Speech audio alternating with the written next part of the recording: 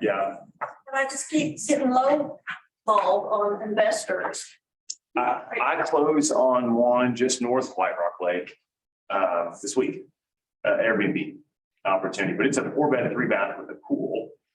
And it's very 70s contemporary kind of, look.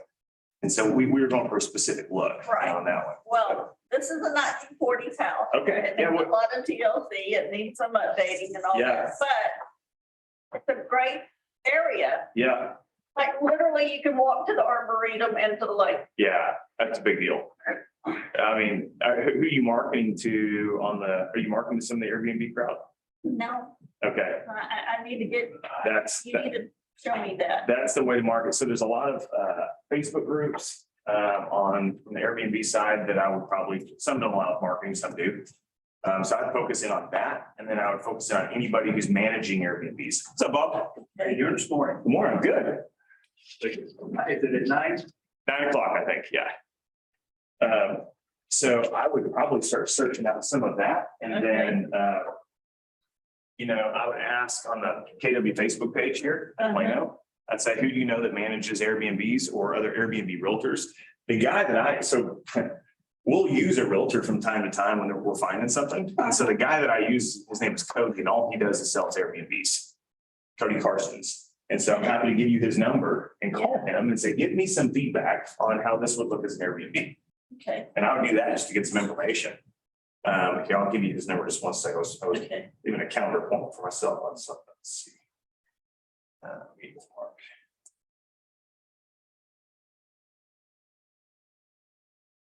All right, so Cody. He's 817 Mhm. 760-8336. Okay, And then I get his email for you like that. Yeah. He's a smart guy when it comes to Airbnb stuff, so. That's why I trusted to help us. Cody, yeah. Cody.Carson. DODUI.CARSO. At Elliman, ELLIMAN.com. So I'd reach out to him.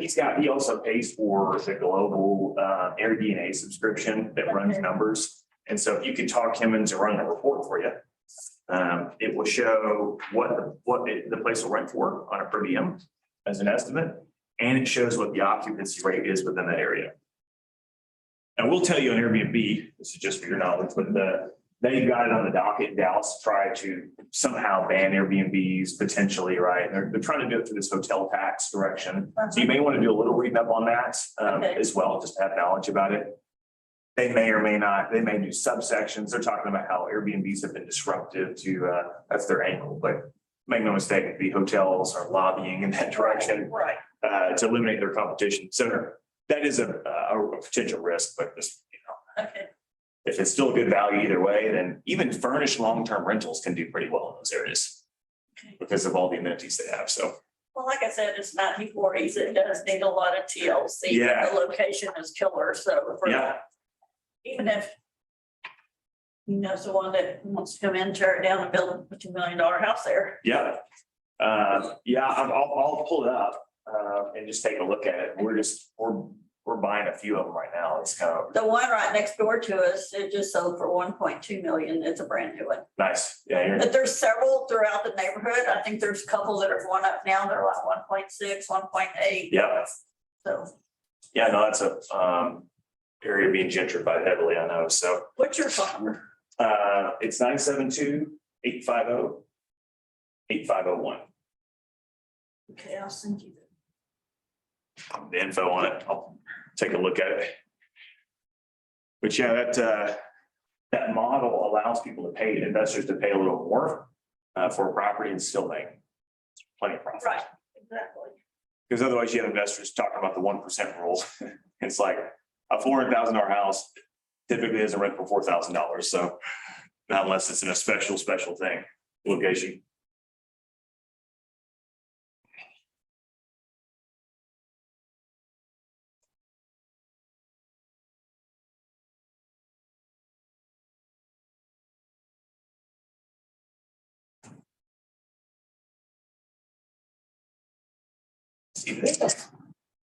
Yeah, water's over here. Anywhere. I have to go through to Debbie. Just get a cup of water out there too. What? She's got that little refrigerator behind her. Oh, her hidden stash. Right.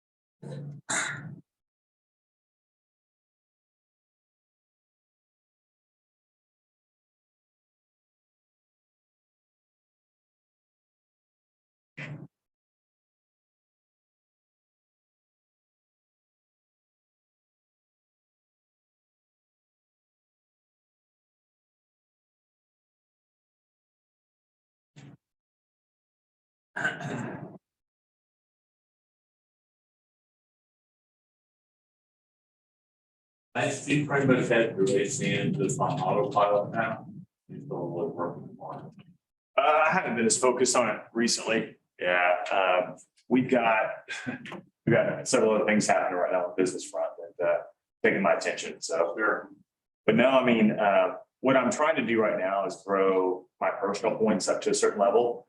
And because we've got quite a bit of points underneath us that we have to unlock to be able to get paid off of. Yeah. So if you get, it's like 100 points or 75 points or whatever. Once you get to that level, you unlock more levels deep. And so that's what I'm just working on that personally right now. And then I'm always, looking for relationships. Really, one a month is all I'm looking for, who could be kind of superpower that, relationship side of the business. Yeah. That's all I'm looking for. Because there's lots of people that would want to join. I can talk through it and all that, but I don't typically focus on that. So who's that person who kind of runs their little kingdom, and that's the person typically I'll approach with it. So more strategic at this point. There you go. But yeah, even the time it takes to go to all the events and listen and all, you learn a ton. It's great. I love their impact health sharing plan. I think it's fantastic, especially for younger corporations. Yeah, right, or you get younger talent in the company. That helps like So I think that's a phenomenal way to build some business. Sure. One of the biggest opportunities I've seen this is that. So yeah, I try to focus on the big hits, Good morning. Good morning. Welcome. Good morning. How are you? I'm good. How are you? I'm great. Well, it's any better I'd be twins. Was that right? Yeah, I'm sure of it. Hey, when you say I'm great on a Monday, it's always good. So, That's because I hadn't found out what's happening. yeah, me either. That's good. So, I think that I had two of them. And I tried to put the big on.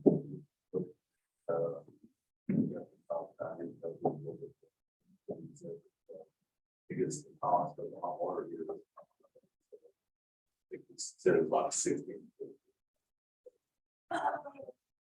Like he said, that he's like. So, what's that? Well, I mean, that's part of the opening, I think, that he said he had. Got home and just want to make sure that he was the same guy that I used, because I had several of them. Down even Even though these guys are, My license last August. Okay. And I joined a, brokerage. Yeah, One of the broker loving personally, I got, you know. but he was remote.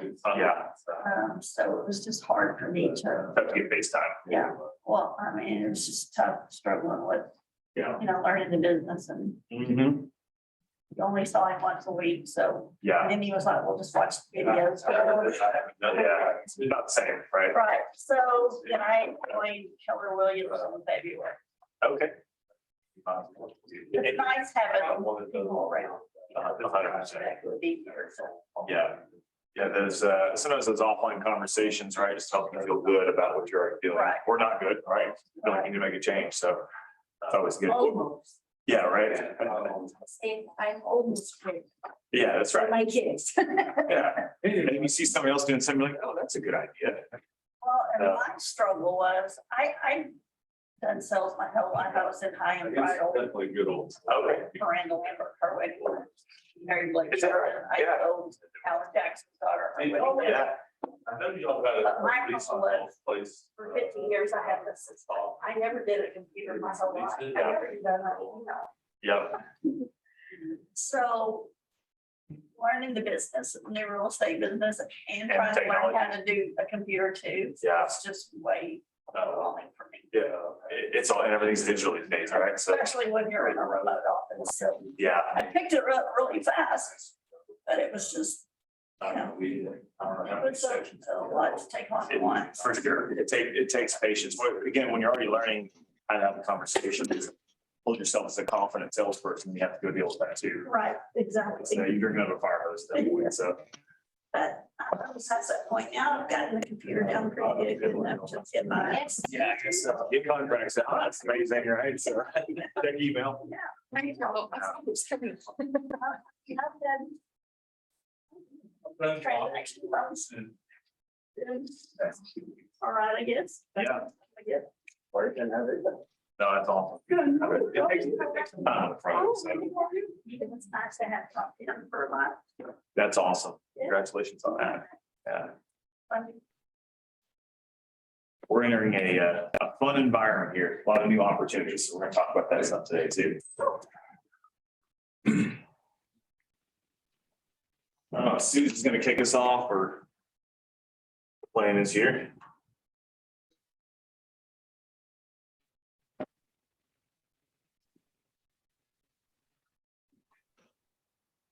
Didn't know that was you. I'm gonna go grab a computer, I'll be right.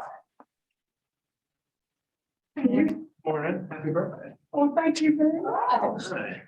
Yes, it's my birthday. I didn't want me to say. Happy birthday. Thank you. Brad's gonna sing happy birthday in 3 minutes to you, so we're gonna get started. That. I didn't hear you. I don't know if you should be that excited. I We'll cover like tips and tricks. know. Does anybody have any Wi-Fi info? Yeah. here? Oh, it's the number, The agent or office?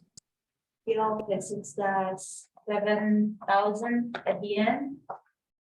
The Wi-Fi is. You want me to? I'll go. I know you guys. And I've never connected to this one.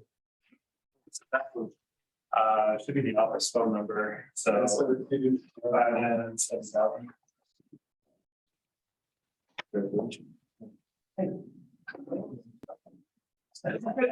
You're easier with the together, try to do it with diet, but. Get out of here.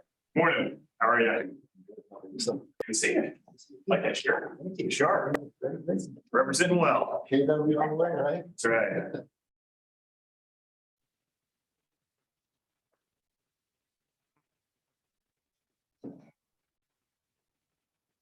You learn from the best. Is that what they say? Yeah. We'll have fun today. Honestly, I'd love to get y'all's feedback. I don't know if Susan's supposed to start this class off, but there's a lot of directions we can talk about. We're talking about buyers. And so what I'd rather do is, start with some perspective from you guys on what you need right now. I think the coolest thing is I used to get a lot more nervous and challenged when there was a market shift. And then I recognized there's so much opportunity anytime the market starts to shift. And the quicker you focus on that new opportunity, the faster you're going to be in that blue ocean where nobody else is. And so I want to talk a little bit about the opportunities of the current market. But I may see if I can just pull this board up here. And I'm not a PowerPointy guy where you know pull everything up and walk through step by step. It's just not my style. But I would like to get some topics that we can start with here today. And see if there's any like burning questions about anything on the buyer side, right? It could be, you know, all the way from the lending side to, you know, signing buyer reps to commissions to the buyer presentation, which we're going to spend some time today about some tools that we can use on the buyer presentation side that I'll share with you. But let's just start with kind of throwing it out there. What are some things that would be helpful to talk about today? Do you have any ideas? Buyer motivations right now. Buyer motivation? Okay. That's good. I think buyer expectations. Okay, Guiding the buyer kind of with that. all right. Yeah, that's what I mean. That probably all fits under. They're right on what do you call it, the bottom? Like, I think we're in a free fall and like, we'll just wait, all right? Let's get the best deal. How about dialogues? Dialogues, okay. Maybe kind of scripting and what we say, maybe some different objections that we can handle. Buyer, obstacles. Obstacles, okay.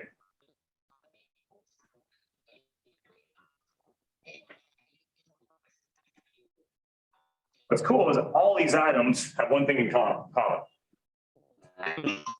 Where do these get brought up? When you have this conversation with buyers, Buyer consultation. buyer consultation, right? So everything starts with the buyer consultation meeting. I call it a buyer strategy meeting.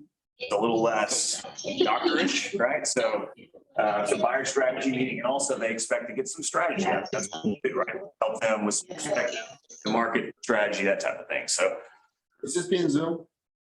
you know what? Somebody started something before I came in. Let me see. That could be, they're not they're not muted. Oh, okay. Now where it is, oh, right here.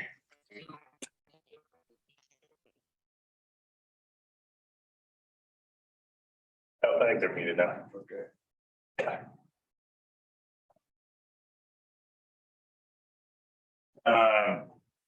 What else we got?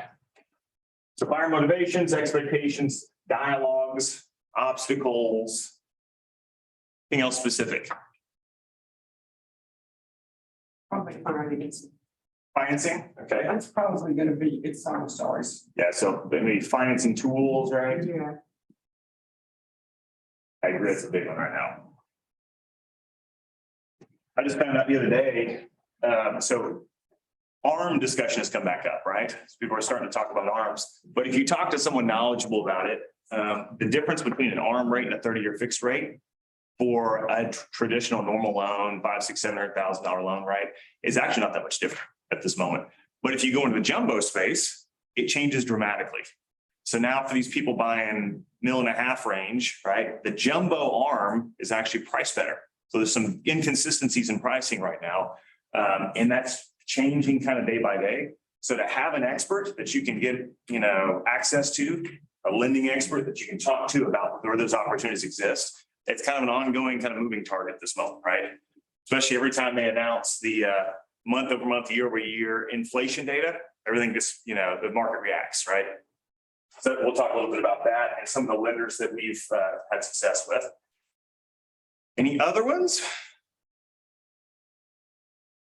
It's a good list to start with, I think. So I'm going to do my best. If I can cover, you know, 3 or 4 of these items here, and then talk a little bit about the buyer presentation side. So for those of you who I have not met yet, I'm Lance Taylor. We have Taylor Team, DFW here at the office. I've got one of our agents in here, Mike, or Studs. So he's listening in as well. So we are, you know, constantly trying to stay ahead of the market as a team. I know the Market Center is trying to do that as well. And right now, the professionalism and experience and knowledge as an agent that you have is the biggest value I've ever seen for buyers. Now, they just don't know it yet. So the reality is buyers walking this market have a very specific set of expectations that probably was from 2 months ago, or maybe it's from national news, right? And so typically it takes a conversation face to face to help right side those expectations. And we're never telling, selling is selling. We're always asking questions, right? So the power of today's market is asking questions and then using our tools to help them with that conversation. So I'd like to start with is, where are we at today in the market? So let's take a look at, does everyone know about Netris Trends? This is something that you pay for, that you get access to. And I highly suggest you use this as a visual tool for your presentations. We get them over today, so I'll try to talk about it. Yes. So this is one of my favorite tools because it shows what is happening over the course of time, right? And what we're really focused on is this bleeding edge of where things are going with that bleeding edge. So what I like to do, this has it defaults to entire MLS. I like to throw in Collin County. Or Denton County, depends on kind of where you're focused here, and use a bigger subset of numbers. You actually have the ability to go to the city level as well. So you can go to McKinney, you can go to Plano, you can go to, and break that down there. You also have the ability to select single family, which is what we typically do. And then if you want to get, exclude new construction out of the numbers, you certainly can, or you can keep it open to all types. So here's how I initially set up typically. Collin County, I'll throw in single family because that's many times what we're focused on with clients. If it's condos or something else, townhome, you may click that. And so you got all of these little tabs that are preset for you here at the bottom. And then they've got the timeline running all the way from 2019 to 2022. So the last data point we have is June. We're not through July yet. I think this is where it gets really telling. I was excited when June came out because that starts to show the trajectory and trend of what we already know is happening, but now we can visually show it. Companies like, Lawyers Title, Chicago Title, Republic Title, they also have data and statistics, and I highly suggest you get access to those and utilize those in your presentations and conversations with buyers. But check this out. So we see sales price, right? This is average or median sale price is running up, and then we see what we know has already happened. The market has shifted a little bit. And if you go to your Matrix login, I've got my market watch. I think this is another great thing to set up. 7 days, I've got mine set up on Collin County, but I'm always watching this little stat channel as well. So a month and a half ago, we would see new listings, maybe 200, right? Come on. And we'd see price decrease, maybe 10. We'd see active option at 350, right? So we knew not only were we in a low inventory environment, things were selling faster and things were coming on. And so we were in a highly constricted environment. We're at about 2 weeks of inventory. And then all of a sudden, 45 days ago or so, inventory jumped up, rates changed, right? Buyers wanted to watch and wait and see. Buyers already felt the market was overpriced, and now they have interest rates on top of that went up, and everybody just kind of started to take a break. And so that's what we've been kind of watching, occur through the last 45 days. And then two, what did all of us brilliant agents do? We went over and set expectations too high for sellers, right? That they can sell too high. In fairness, it changed on us really quickly, right? So we had to react very quickly, and that's what we start seeing these price decreases. Now, if you think about it, if there's a run up of 40% equity in a year and a half, 2 years for sellers, they might be a little more willing to give up some price when all they're dealing with is upside anyway. So it makes sense to me that prices are adjusting downward quickly because they're playing with upside. You're at a poker table and you're up 10 grand, right? And you may throw out a little more risk at that moment, right? It's like, I'm up quite a bit, right? The day's going good. So that's where sellers are currently. They love to keep these high prices. They have expectations set high, but they're also willing to make some adjustments because they're playing with some of their upside. Now in this environment when we got a lot of new listings coming on the market, which is healthy for the market. Does anybody know what a balanced buyer and seller market looks like in terms of inventory? A month, 3 months. What'd you say? 5 months. 6 months. 6 months is typically what they'll say. And so if it's 6 months of inventory in the market, right, the way that term means that at the same demand that we have today, current rate of demand, that it would take 6 months for all the homes to sell in the market if no new homes came on the market, right?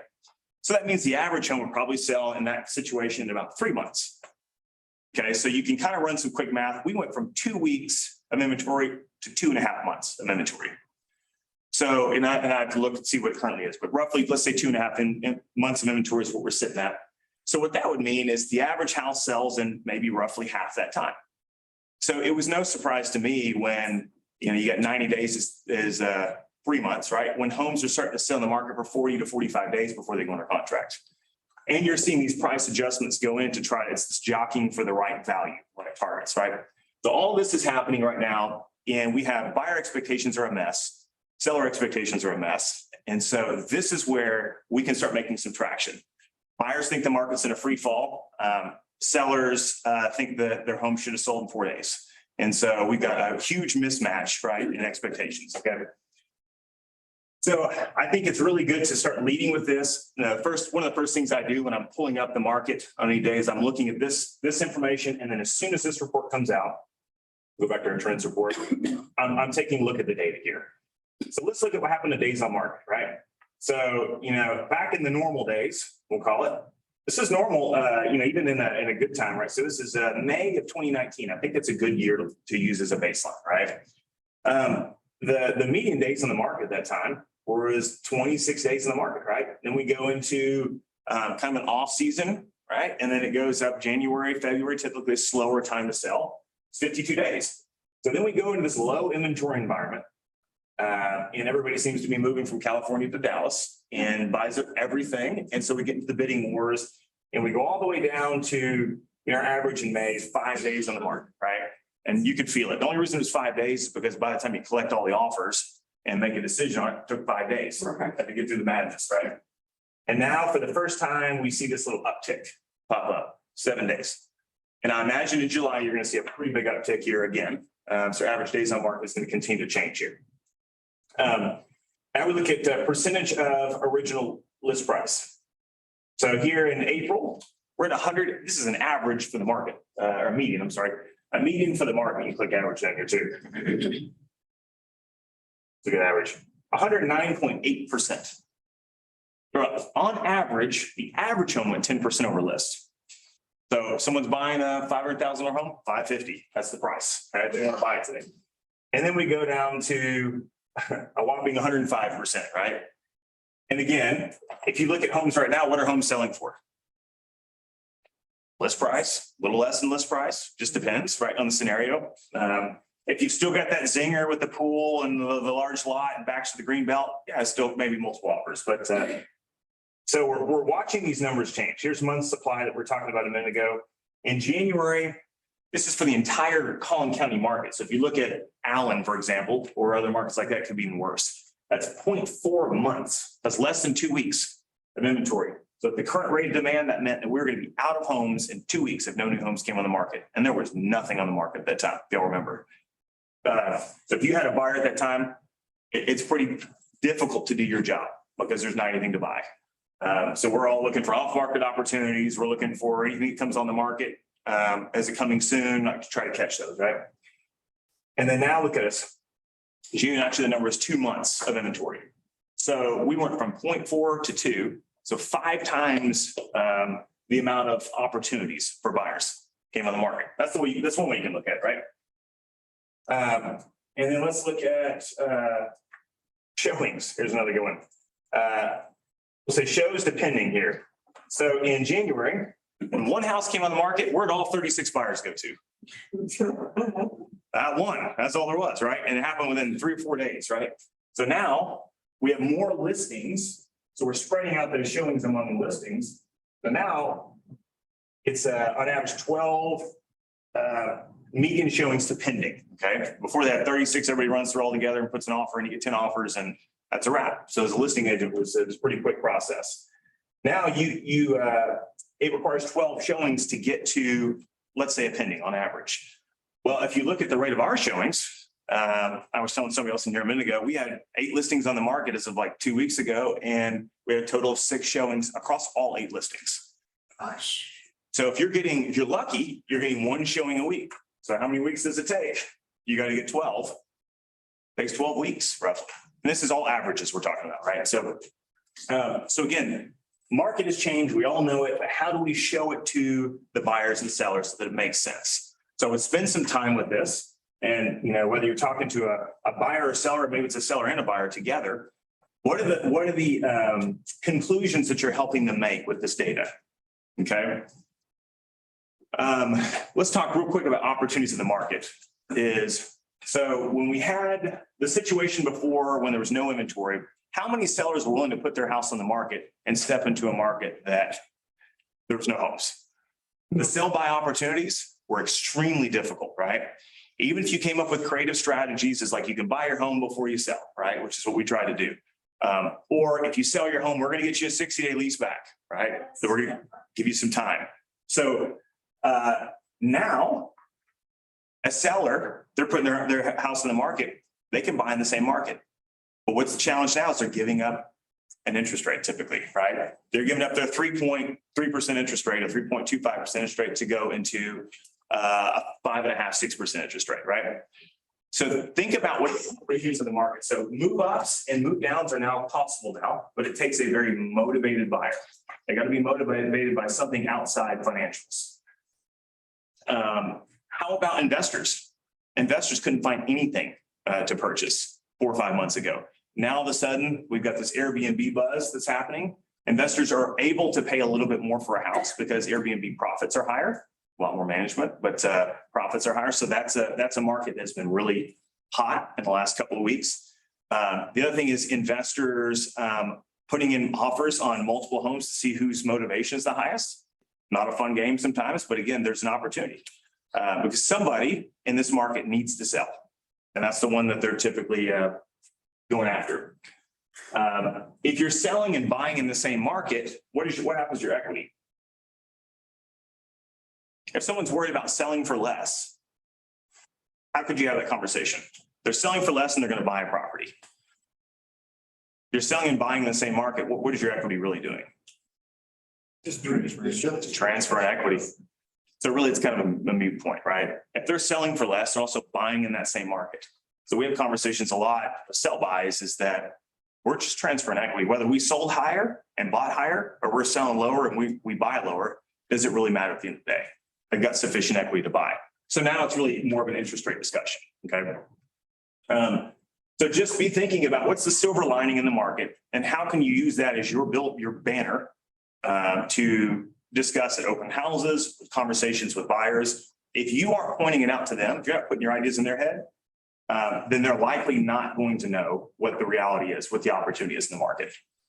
So this positive spin on the opportunities with all of this negative news, the news just loves to pour out negative information. That's the defining, refreshing point that's going to attract people to you in this market. Any questions about the trends? Everybody semi-familiar with this tool here?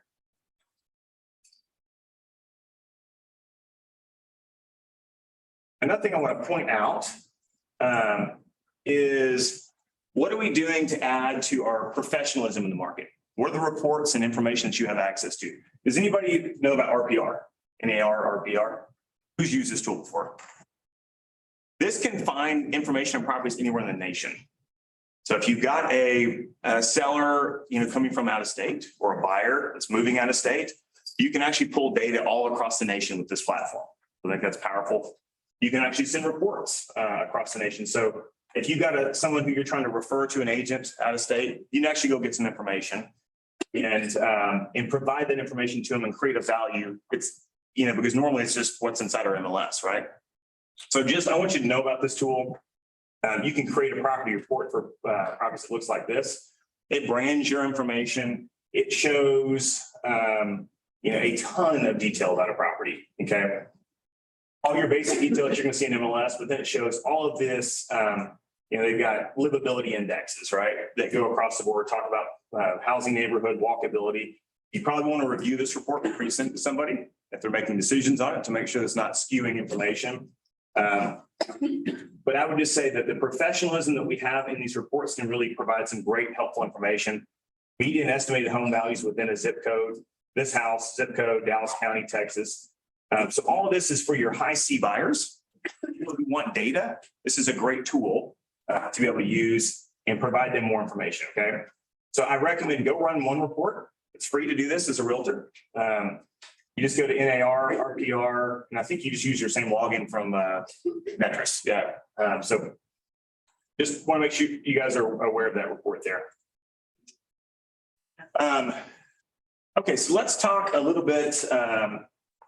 Let's go to financing tools. So we know one of the challenges right now is interest rates. So if someone's hitting you with that primary objection, what are some ways that you can help them absorb the information and understand the information of what's happening in the market? So number one is the financing tools that are available right now. Every lender is pricing things a little bit differently right now, and they're all over the map. So you probably need to have more than one lending relationship. I think we're required to send out free.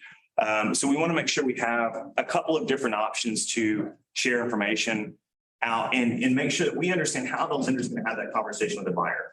If the lender is a gloom and doom personality, don't ever let your buyer talk to them.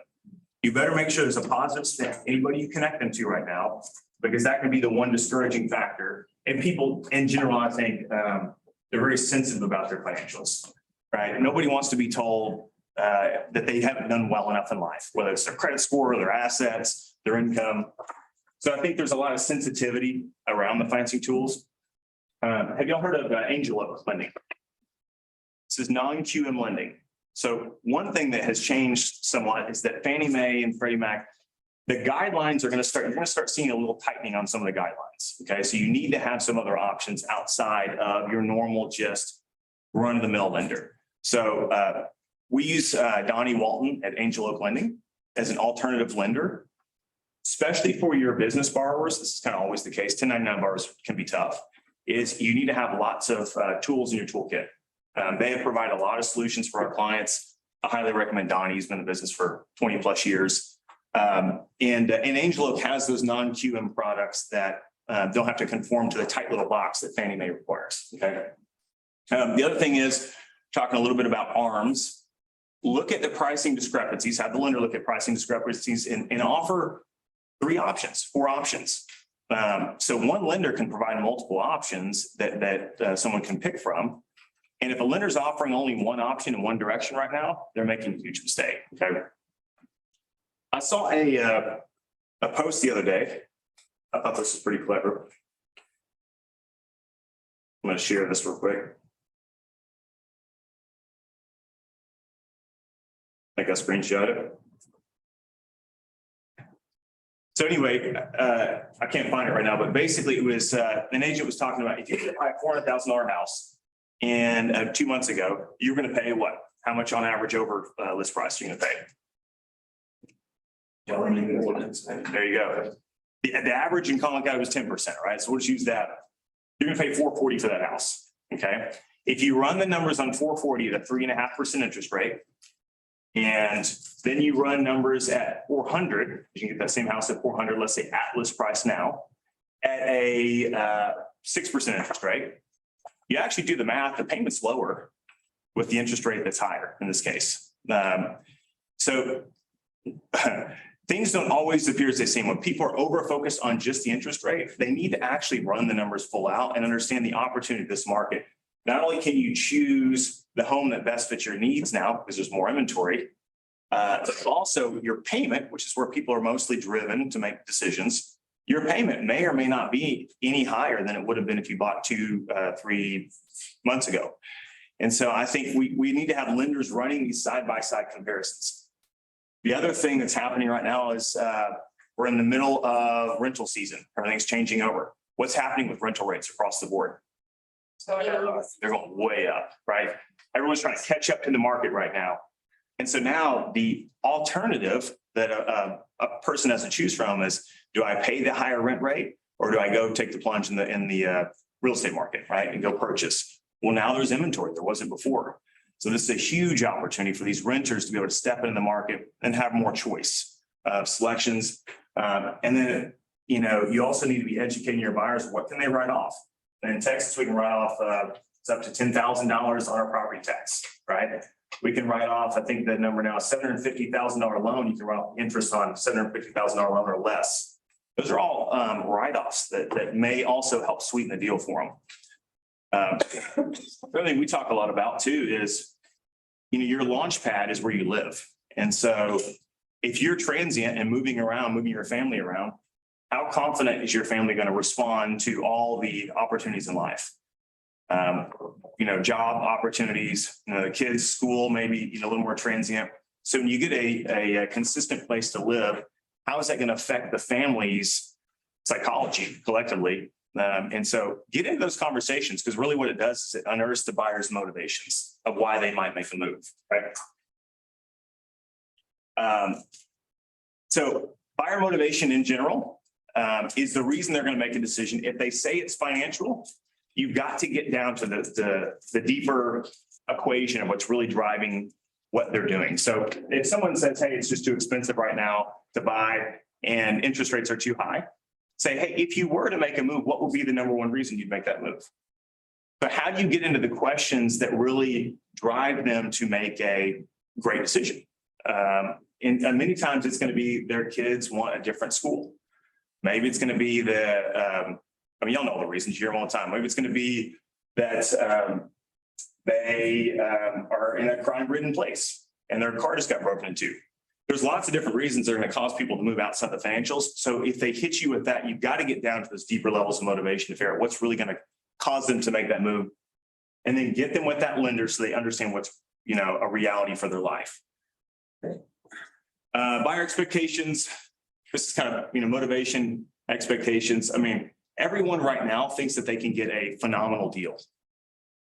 So what's going to be how are you going to share the information on the market that shows them what the averages are and what a good value is? I will say that interest rates are on the way up potentially, right?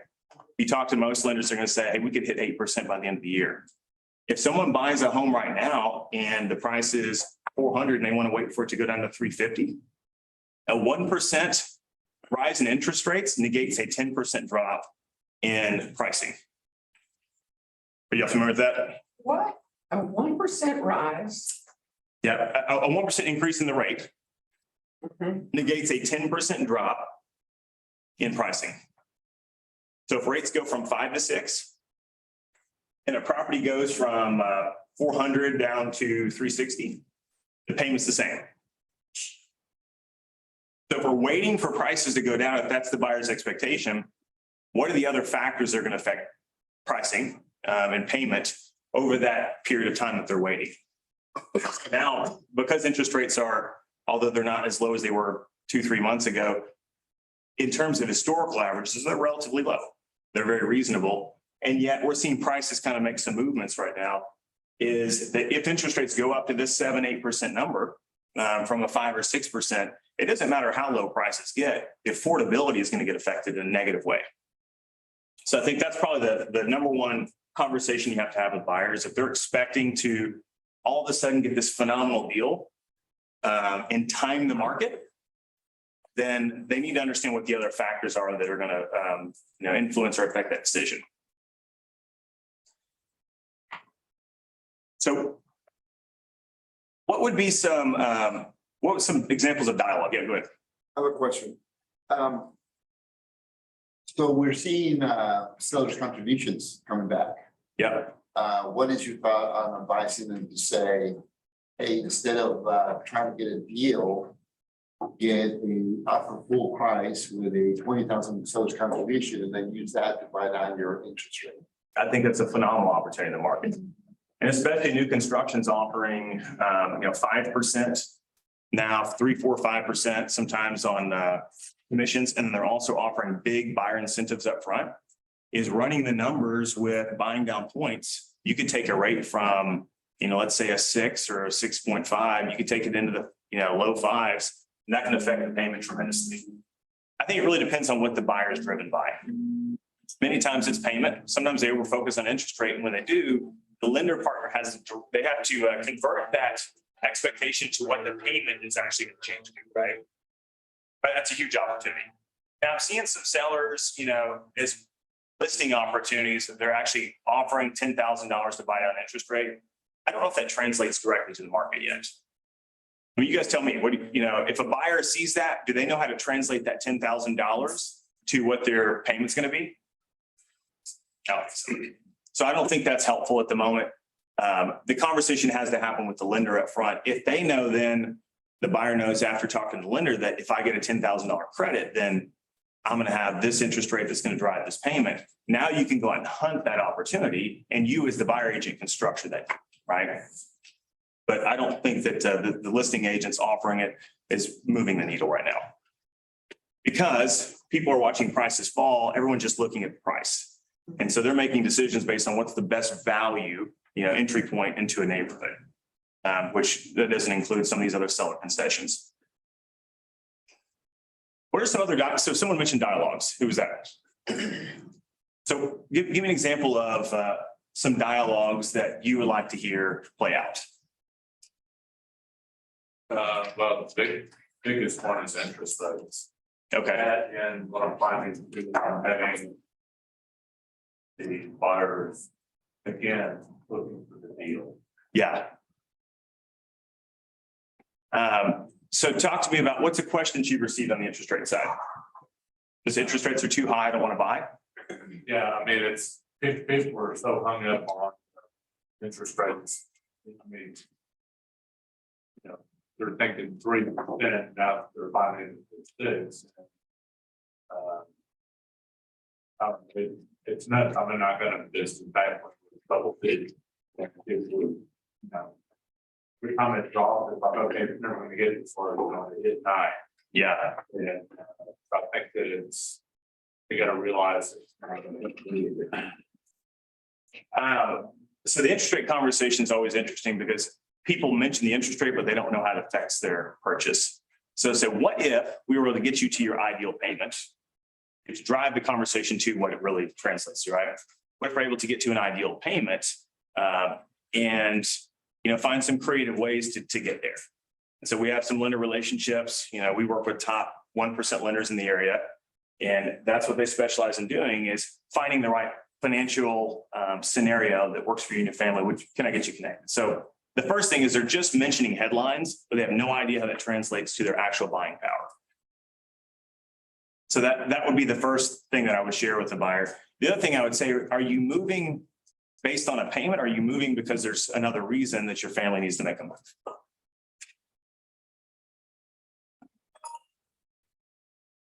And Say that one more time. Are you moving because you're trying to reduce the payment? yeah, Or or are you moving because there's another desire of your family? Yes, but there's another reason. So, or what's the primary reason that's caused you to think about making a move?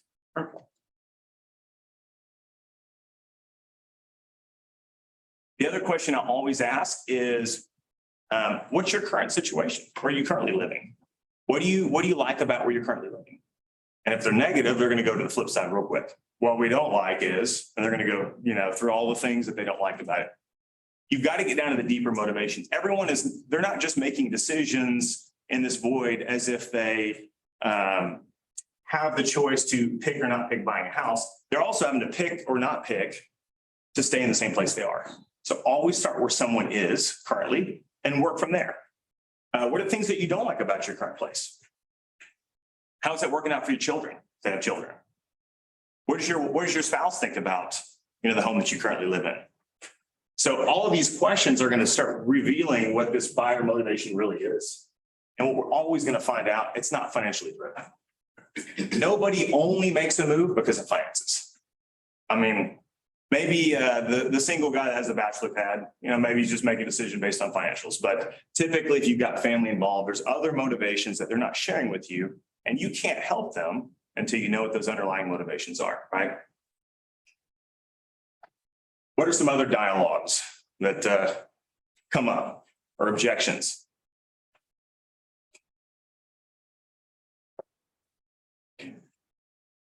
I have a question. Okay.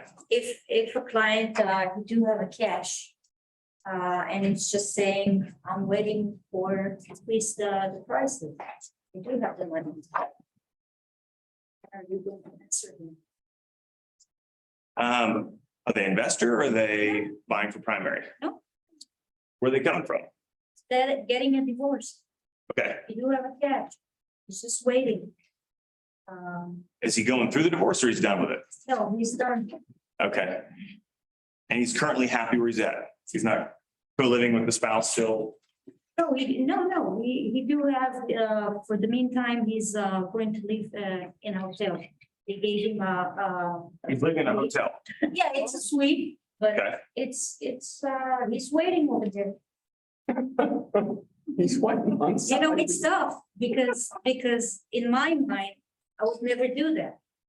But, you know, for him, as a male, I wouldn't dare, I would never go to a place that I don't have my corner over there.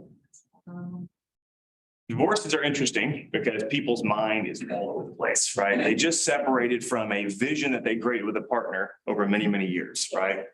So if he's in a mental stable state, right, which is sometimes hard to figure that out, then you can have a great conversation with him, I think. No, I'm just saying, you know, this particular example, it's for a person that he do have his assets, Yeah, he do have his cash, not something that he's he wants a good deal. And he want to have a great deal, not to pay so much. Yeah, Mr. Buyer, that's awesome. So, you know, in our place, we always want to provide the best deal, get the best. What does a good deal look like to you? So at some point, you're gonna have to take it back to the averages of the market and what they perceive as a good deal. And then you're gonna have to see if there's any matches that you can start to make. That's typically where everything starts now. He doesn't just want a good deal, he wants other things. So what else is important to you about your new home? You've got to get away from financials typically to get someone into their emotional side of why they're making a decision. He doesn't want to live in a hotel probably for the next year. Yeah, of course. So there is a timeline. He may not know what it is yet, especially if he just got divorced. So I think, you know, typically you're having to get outside of that particular motivation and find out what else is important to him. Hey, this is life after divorce. Let's get together. Let's have a conversation about what you envision your future to look like. And sometimes we're counselors in this business, right? We've got to get into the psychological aspects that drive their decision-making. And so for me in a divorce situation, that's not a phone call. It's very, you can get only so far because they're going to have a wall up naturally because they just went through, they fought, right, to some extent to protect themselves or to win, right, against their former spouse. So that wall is up and he's a male and you're a female, right? So think about the construct. You got to get in front of him face to face so that you can really have a conversation about what's important to him, life moving forward. Most everything in this business, as you know, follows one thing. That's relationship. And so until you can get into relationship, they're going to give you the pie in the sky answers, you know, and it's going to keep throwing you off. And that's why all of our brains are going, I don't understand this buyer. He didn't make any sense. You know, he's telling me this and yeah, he's, you know, on the portal every night looking for properties and liking everything. It's because we're not in a relationship. And so if we know a buyer has a motivation to move, or we're trying to figure that maybe what that motivation is out, the best thing we can do is get face to face. And once you do that, that's where all of the relationship building happens. When you can start to ask questions, they can start to see an alignment with you as their agent. And that's where really this buyer strategy meeting starts. Now you can go, you know, to a coffee shop and go meet someone and have a buyer strategy meeting there. You can go to their house, go to the place that makes them comfortable. You need to get that face-to-face meeting to really get the information. But they're going to want to know one thing when they meet with you. What's the value you provide to me? Right? But how are you going to help me find that opportunity? So you've got to point to track record, maybe successes, or potentially if you've got opportunities that they're not aware about, you know, you've got maybe it's a better search tool or better, you know, off-market opportunities within the office. You know where the best deals are found, you know, whatever it is to get that initial meeting. And then that's where everything's going to unfold from there, right? Shall we walk through a kind of a mock, not a mock buyer presentation, but just kind of the format of a buyer presentation? Yeah. Okay. So I took a couple of notes here, but let's just lay out the structure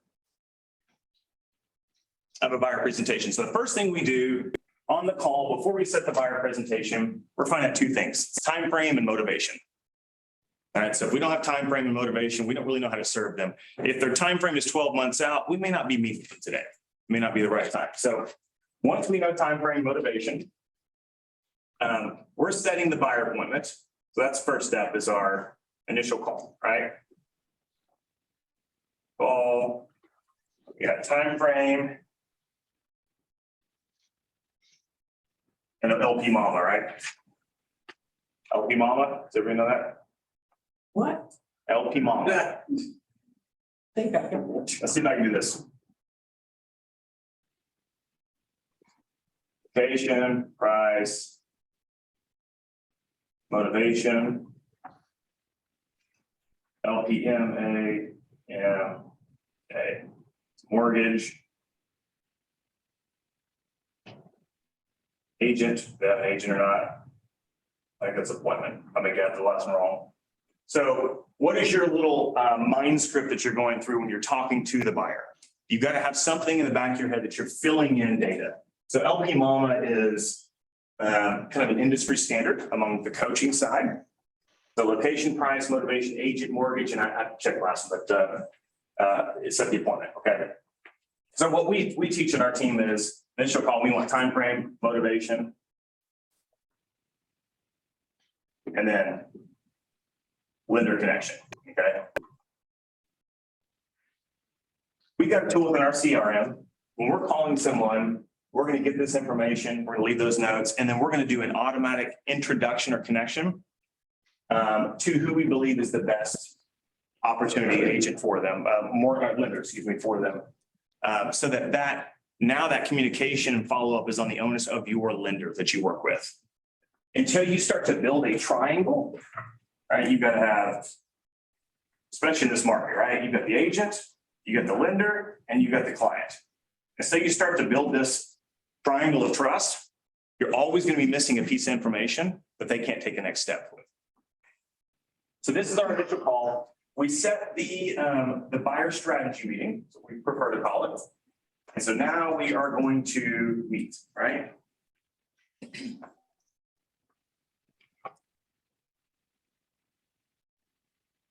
So we sit down to meet with them. The first thing we're going to do is we're going to work on relationship. You heard of Ford? The Ford stands for, we're talking about their family, occupation, recreations, and dreams. This is going to give us an idea of who we're talking to, what they're interested in life, what makes them passionate, excited. On the 23rd. We want to sit down. The last thing we want to do is start walking through a presentation when somebody sits down. They could care less about you until you get to know them better, right? We always start with Ford, chat. So maybe we've had some conversation on the phone. We want to reiterate some of those things. Sorry, guys, let me. Let's see here.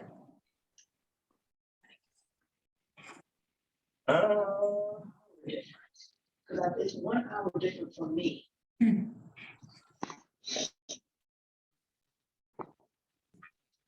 So that would be. There we go.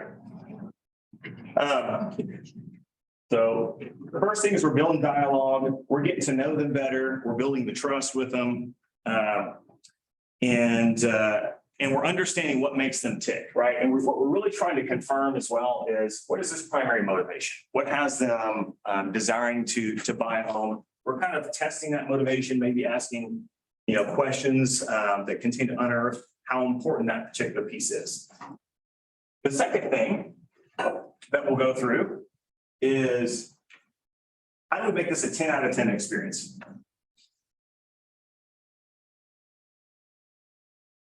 This is open-ended question. A lot of people are bringing in baggage from previous transactions they've done.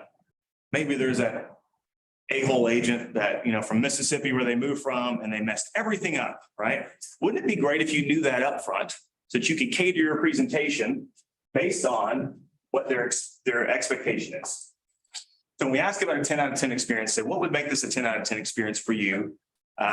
Including, what type of service level do you expect? What type of availability do you expect? What do you see? What's the number one most important thing that an agent can do for you to make this a 10 out of 10 experience? And you want to ask questions around that because you never know what you're going to uncover.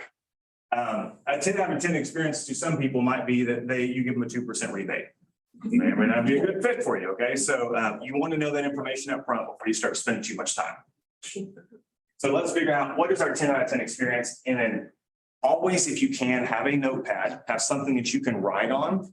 And when they're talking to you, write it down. Don't put it into a computer. Don't put it into any digital device. When you're writing things down and someone's speaking to you, you're building trust. They recognize that you are listening and you're taking notes and you plan to take action on those steps, okay? So simple thing, we built some dialogue, had some connection, we're confirming the motivation. Then we want to know what makes it a 10 out of 10 experience for them. Then the next thing is, typically you're gonna have some type of format to walk through. I typically don't like to go to a presentation, a formal presentation with the buyer, because sometimes our eyes glaze over. Does everybody know about the DISC profile? Okay, when I'm having an initial call with them, what I like to do is assign them what I believe that they are based on the conversation dialogue that we've had. Now, typically, a lot of times you have a male and a female, or you have, spouses, right, that are chatting. And so you need to really identify who's the lead person making the decisions and what is their DISC. And of course, it helps to know your own DISC. So if you haven't done the DISC, Tony Robbins has one for like $25. I think the office has one in here they can direct you to. But really, so if they are a high D, right, my presentation is going to change dramatically than if they're a high C. A high D, they're a little quicker moving, right? They're going to want fast answers. They don't want you fumbling and looking around and trying to figure out what you think about the market. They want to ask you direct, and they're going to start seeing if they trust you, right? A high C, if you don't put data in front of them, like this report that we pulled up a minute ago, you don't have data as part of your presentation, you've lost them already. A high I or a high S, if you're not building that relationship and dialogue and conversation, I's are your puppy dogs of the world, right?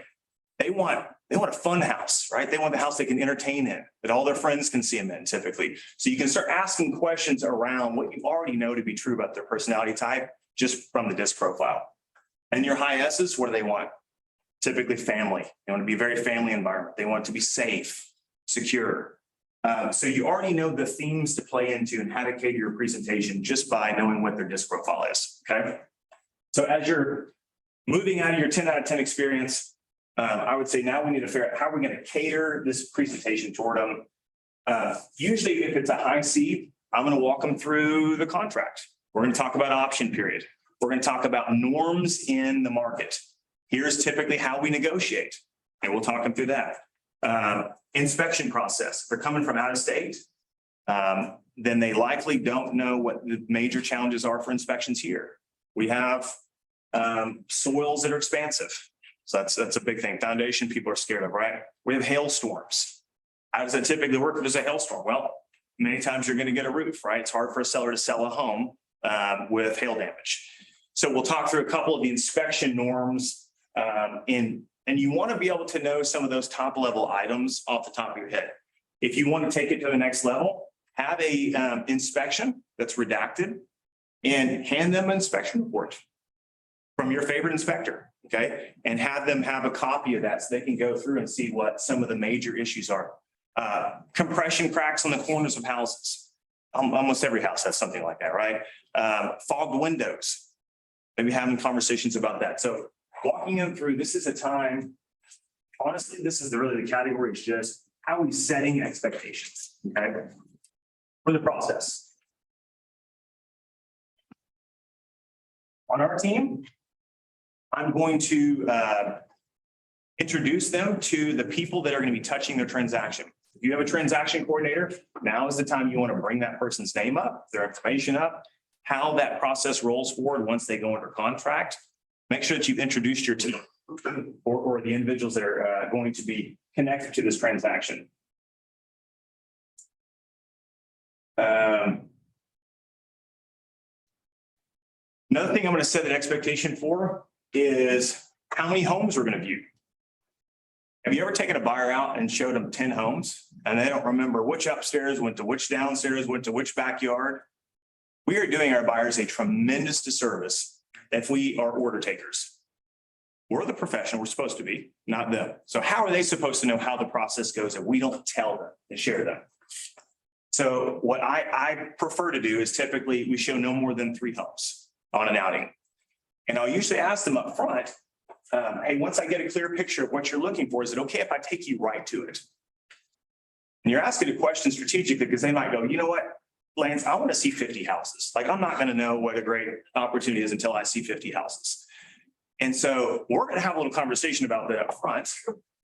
While I appreciate that they want to, survey the entire market, I've already done that for you. That's why you're hiring a professional. And so we're going to have a little conversation about how we show houses, how that process is, and you need to have your own standard. Otherwise, you're going to default to their standard, which is why agents get out of the business, because we're following other people's directives, right? And then you may want to explain why you have your process the way you do. So I'm leaving this kind of open-ended because everybody may operate a little differently. For us, we like to focus on those 3 houses. I ask for permission. Hey, once I have a clear picture of what you're looking for, do I have your permission to take you straight to it? Yes, right? Do I have permission to only show you the houses that fit your must-haves? And so we have our next discussion here is our must-haves, okay? So this is top 3 must-haves, and we only get 3. This is a great conversation because usually the husband or the wife already have their 3, and it doesn't correspond to the spouses, right? So we want to clarify and get down to the top 3 must-haves. This means that whatever this feature is, if the home does not have it, you will not buy the home, period. So for our guys out there, it could be, I got to have a 3-car garage. It is a non-negotiable, right? No way I'll buy it without it. It could be for a guy that I got to have a big yard. Don't you like that one? What's a big yard? So we got to clarify, right? We got to clarify. Big yard might just mean a private yard. Might mean nobody's looking in on the yard, right? It could be that they have to have a minimum of an acre. For the wives, many times we're talking kitchens, right? Number of bedrooms. So that their family that comes out of town one time a year can stay with them, right? It could be a dining room, non-negotiable. It could be they need 2 studies. They're both working from home. So figure out the top 3 must-haves. We can have as many wants as we like, but we can only have 3 top must-haves. And so now when we're sending out properties, this is one thing we want to make sure we don't ever send them something that doesn't check all 3 of the boxes of their must-haves. And that's a promise that you could make to them. So you want to get these top 3 must-haves written down and say, when we share a property that has the top 3 must-haves and the majority of your wants, do I have your permission to ask you if you'd like to make an offer? You're already setting an expectation that when you walk through a home, it's got the top 3 must-haves, that, it's got their wants, then you walk through and you already set the expectation. You're going to ask them at the door, would you like to make an offer in this house? Checks all of our boxes, right? Now, if they say no, it's just an opportunity to understand what else is in their head that they haven't shared with us. It could be that it needs too many updates. Maybe the natural light wasn't right in the house, right? And so we always want to make sure that we're setting that expectation that we're going to make an offer on houses that have our top 3 must-haves and check our most important ones, okay? Any questions about this process so far? Yes. You focus on must not have. You know what? Sometimes the process elimination works really well. Here's how we get on our top 3 must-haves. I talk about their current home. What about your current home do you not have that you must have in the new house? What in your current home that you want to make sure you never have to deal with again? People typically have a hard time talking in hypotheticals and theory, but they know how to talk about their current home. Or if they're younger, what about your parents' home? Growing up, what do you think was important about that home to you? You have to pull this out of people sometimes, right? You may even pull up MLS and show them a couple of homes that you've been sending them in a portal and say, let's talk through a couple of homes as examples so that we can generate our must-haves list. So you may have to get that, you may have to pull that out of them in a creative way. That answer your question? Yeah. Yeah. Is your team screening all the listings in MLS before sending it to them? It depends on the buyer.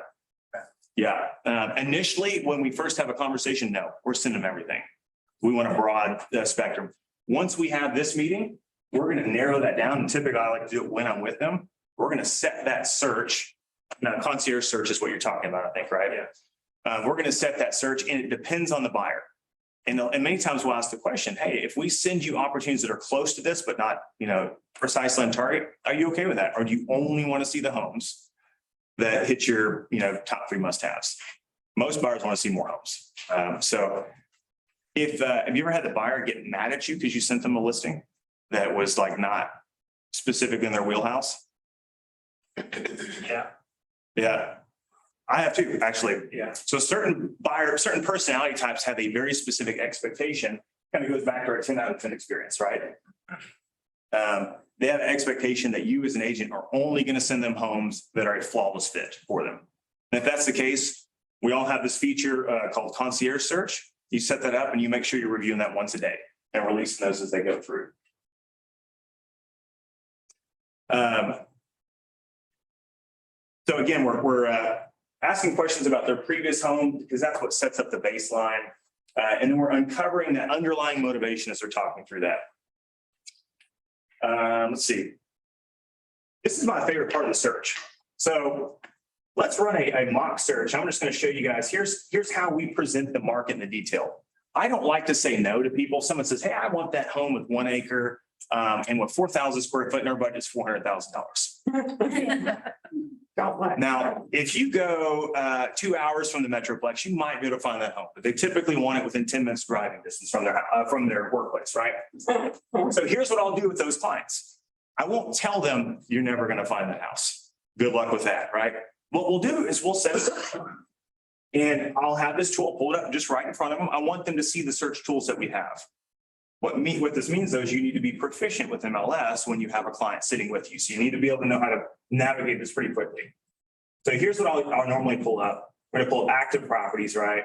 Maybe we're looking for a single family residence. And so then they ask me that question. They want to be under 500,000, 1+ acre. Okay. And they want 4+ bedrooms. What else do people ask for? 3-car garage, right? So there's 31 in all in the MLS. I'm seeing this number right here, right? But I'm not saying much. I'm gonna say, well, let's explore this together. So I'll put the information in that they want to look at. I'll hit results. We'll go to the map search. So you can make this thing visual. And I'm gonna go to map. And they're gonna go, yeah, and I want to have it in Plano, right? And we'll look at this big void of no listings here. Say, is it more important that we have that 1 acre? Or is it more important that we have a location close to your daughter's favorite school, right? This allows the conversation to take place and say, whoa, there's nothing available in this area. Now here, and usually I'll give them some hints, right? Here are maybe some things we could look at. That 1 acre, is that a must-have? Or do you just want a private backyard setting? Or do you want to put a pool in? You need enough space for it. Or are you throwing baseball, with your child and you want to have, the space to do that? What if there's a park down the street? It's a giant park they go to. What are some other solutions that you can give them so they can drop some of those unrealistic expectations and get into a land of more opportunities, right? So then we'll point through it and we'll click up a couple of the homes. Usually they're listed improperly.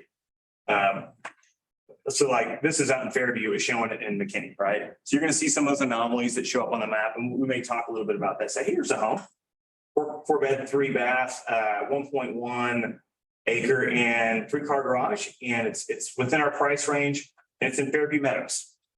So what you may do is then start pointing out where those opportunities actually exist if those are non-negotiables, if they can't fall outside that. So again, we never want to say, no, that's impossible. We can't do that. We just want to show them, because this builds trust. They only talk to you 1 or 2 times, right? And if you start telling them what they can't have, they're gonna go find a realtor. If you start showing them why and providing the information that helps them, then they're gonna start going, okay, let's play this game. Let's figure out how we can maybe shift on a couple of our ideal settings so that we can find where the opportunities are. Another thing that I want everyone to know about is this field was added in here recently. They used to be hidden. So have you ever tried to search for a home that had 2 bedrooms downstairs? I know how to do that. Or maybe a home that has 2 studies. Yep. This is your best friend right here, is learning how to use the search features that we have in the MLS. So I'm gonna go back out, let's just say, we're just gonna run a kind of a mock search here. Kenny. And I'm not gonna put acreage requirement, three-car garage, okay. Don't let them take it. Okay, so this right here allows you to put, if you want to put a bedroom on level 1, and then you can click this little spot. This is master bedroom, first floor. Now you're only searching homes that have 2 bedrooms down. It's a very common requirement for buyers, right? Is this redundant information? Is everybody? No? Okay, it's helpful information, okay. Or what if you need that buyer that, like, they said, we want 4 bedrooms and a study, no exceptions, right? Well, how do we do that? We use our room search tool here. Again, unfortunately, they call a study many things in the MLS. They call it an office.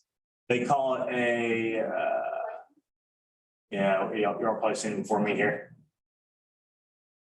Let me see if they change that. Yeah, you will. Bonus room, no, they used to have it set up, I think they may have fixed this here recently, actually. Office, they had office, study, and one other one, they were all essentially the same thing. But you have the ability to put and or. So if you're putting those rooms down there, you can also hit the or, so if the office or a den, for example, right? And you can select the level they want to be on or not, which means it could be on any level. And then you can go back up and see, how many options you have. Now, you typically need to verify, get results, go ahead and click into the listings, make sure you're verifying that information. But I mean, one of the most common requirements now is they want 4 bedrooms and a study, right? So make sure you know these tools, play around with this before you get in front of a client, so that you're clear on that, okay? If a client is looking for only greenbelt, I have fumbled around looking on these lot description lists, like for hours trying to find certain things. Use the Control F feature, hit Control F, and it will search all the fields. Does everybody know about that one? No. So Control F, it'll take you right to your green belt information. If it's not that one, just hit next here. Here's your green belt. So somebody only wants to back to a green belt, hit your Control F and go find that. Somebody only wants to be lakefront, water lake view, right? Type in Control F, hit lake, gonna take you right to those fields. It'll speed it up when you're in front of that client to really help you be efficient. Okay. Very small caution on green belts. Don't trust it. Yeah, correct. Yeah. It's garbage in, garbage out, right? With MLS. If agents aren't putting in the proper information up front, you may not be able to find it, which is why you typically have to find a couple different ways to search the same thing. What's another common search that you get that you've had issues, finding? Any examples you can give as of recently? I don't know how to find a pool. A pool? Yeah. So pool, they've got a specific field. This is pool on property, and this is pretty reliable. So you click down here and you just hit yes. And that's gonna only filter out those homes with the pool, or in some cases, somebody doesn't want a pool. Hard set it to no, okay? Now, some people say, I either want a pool or a community pool. And so a lot of times you're gonna have to run 2 separate searches, side by side, to give them that information, but you can search by community features. Common features, community pool, right here. See how you control that? I have no idea where to look each time because there's so many different options. So make sure you're using your shortcuts. Directional facing, they had that. What facing? They have not. Okay. Yeah, orientation that I know of. Orientation is one of the biggest pain in the rear searches. You have to go in, get all the other features set within an area, and you have to go on the map search and zoom in and go, what direction is this house facing? On the street, right? And you have to go in, and I do it as a map search like this. Let's see if I can take this off here. Here. We have pool in here. Y'all get this option, this question a lot, is how to find the facing of a home. I used to license office out of Frisco. So we have that question a whole lot. And they typically, they wanted a north or east facing home, right? So usually what I'll do, we'll go in, say, we're under 500 here. And we'll zoom into the area that they really want to be in. And literally you have to work your map area and go find what direction it's facing. The south, don't check it, south, don't check it, and work your map around north. You click this right here. I don't know why it's not clicking right now, but normally you should click and bring up the little box, right? And you check the little check mark it. Yep. Is there a compass on here somewhere? Or I'm just supposed to know? What's that? Is there a compass on it? Or am I just supposed to know? North is us. I know, but I just. Yeah. Now you gotta see what direction it's facing, right? And then click that and click the box. I don't know why it's not, normally you can click on this. Oh, there it goes. Okay. And you just click that little box, right? And so we're making selections of those homes that face north. This is a very manual process. And your client doesn't know how much a pain in the rear it is, but they should love you for it if you do this properly. So the house right there is facing south. This one right here, Yeah. always look to where the street's coming in. So this one would be facing east. Your Oh, front door's gonna face the street typically, right? Now, when they say, I want the door facing northeast, and then you might use, you can use your little Google man that drops down and look and see where the door is, right? And you're walking the streets. But again, this is why we get paid to be agents, right? We figure out the challenges, okay? What are some other questions on searches that you get often? What about pits and muds, like? Have people that, There probably is a resource to find, and I'm trying to remember where I've seen this. There are some resources that show where a lot of the pits and muds are. The mud is typically listed in the tax record. Every time that I've seen it, the mud is listed in the tax record. It's usually going to be something about a water district or something like that and replaces one of the other taxes that's there. The pit is not listed. That's the biggest challenge of a pit. It's not listed in the tax records. So you'll want to utilize your resources such as, new build salespeople where you see a lot of bids. Or maybe if you need to use the people in the office that sell a lot of new construction, those are the ones that are going to know where the bids are. You got places like Mustang Lakes, right? And Salina, they've got a PID and each lot is a different amount too. Depending on the size of the lot, right? It go from anywhere from like 20,000, 38,000, depending on which lot is. So those are a little tougher. If they say they want no mud or no PID, then you really need to understand is that only because they feel like they're getting priced out of the market if they get that? Sometimes what used to happen, like Light Farms, as y'all know, has a mud, right?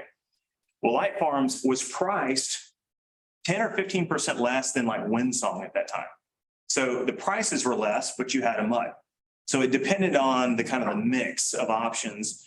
I don't like when they give an absolute like that. They don't want a mud or no PID no matter what, because it's going to eliminate possibly great options. I mean, the reality is it depends. If it was 10% less than another house, but it had a mud, it might still make sense, right?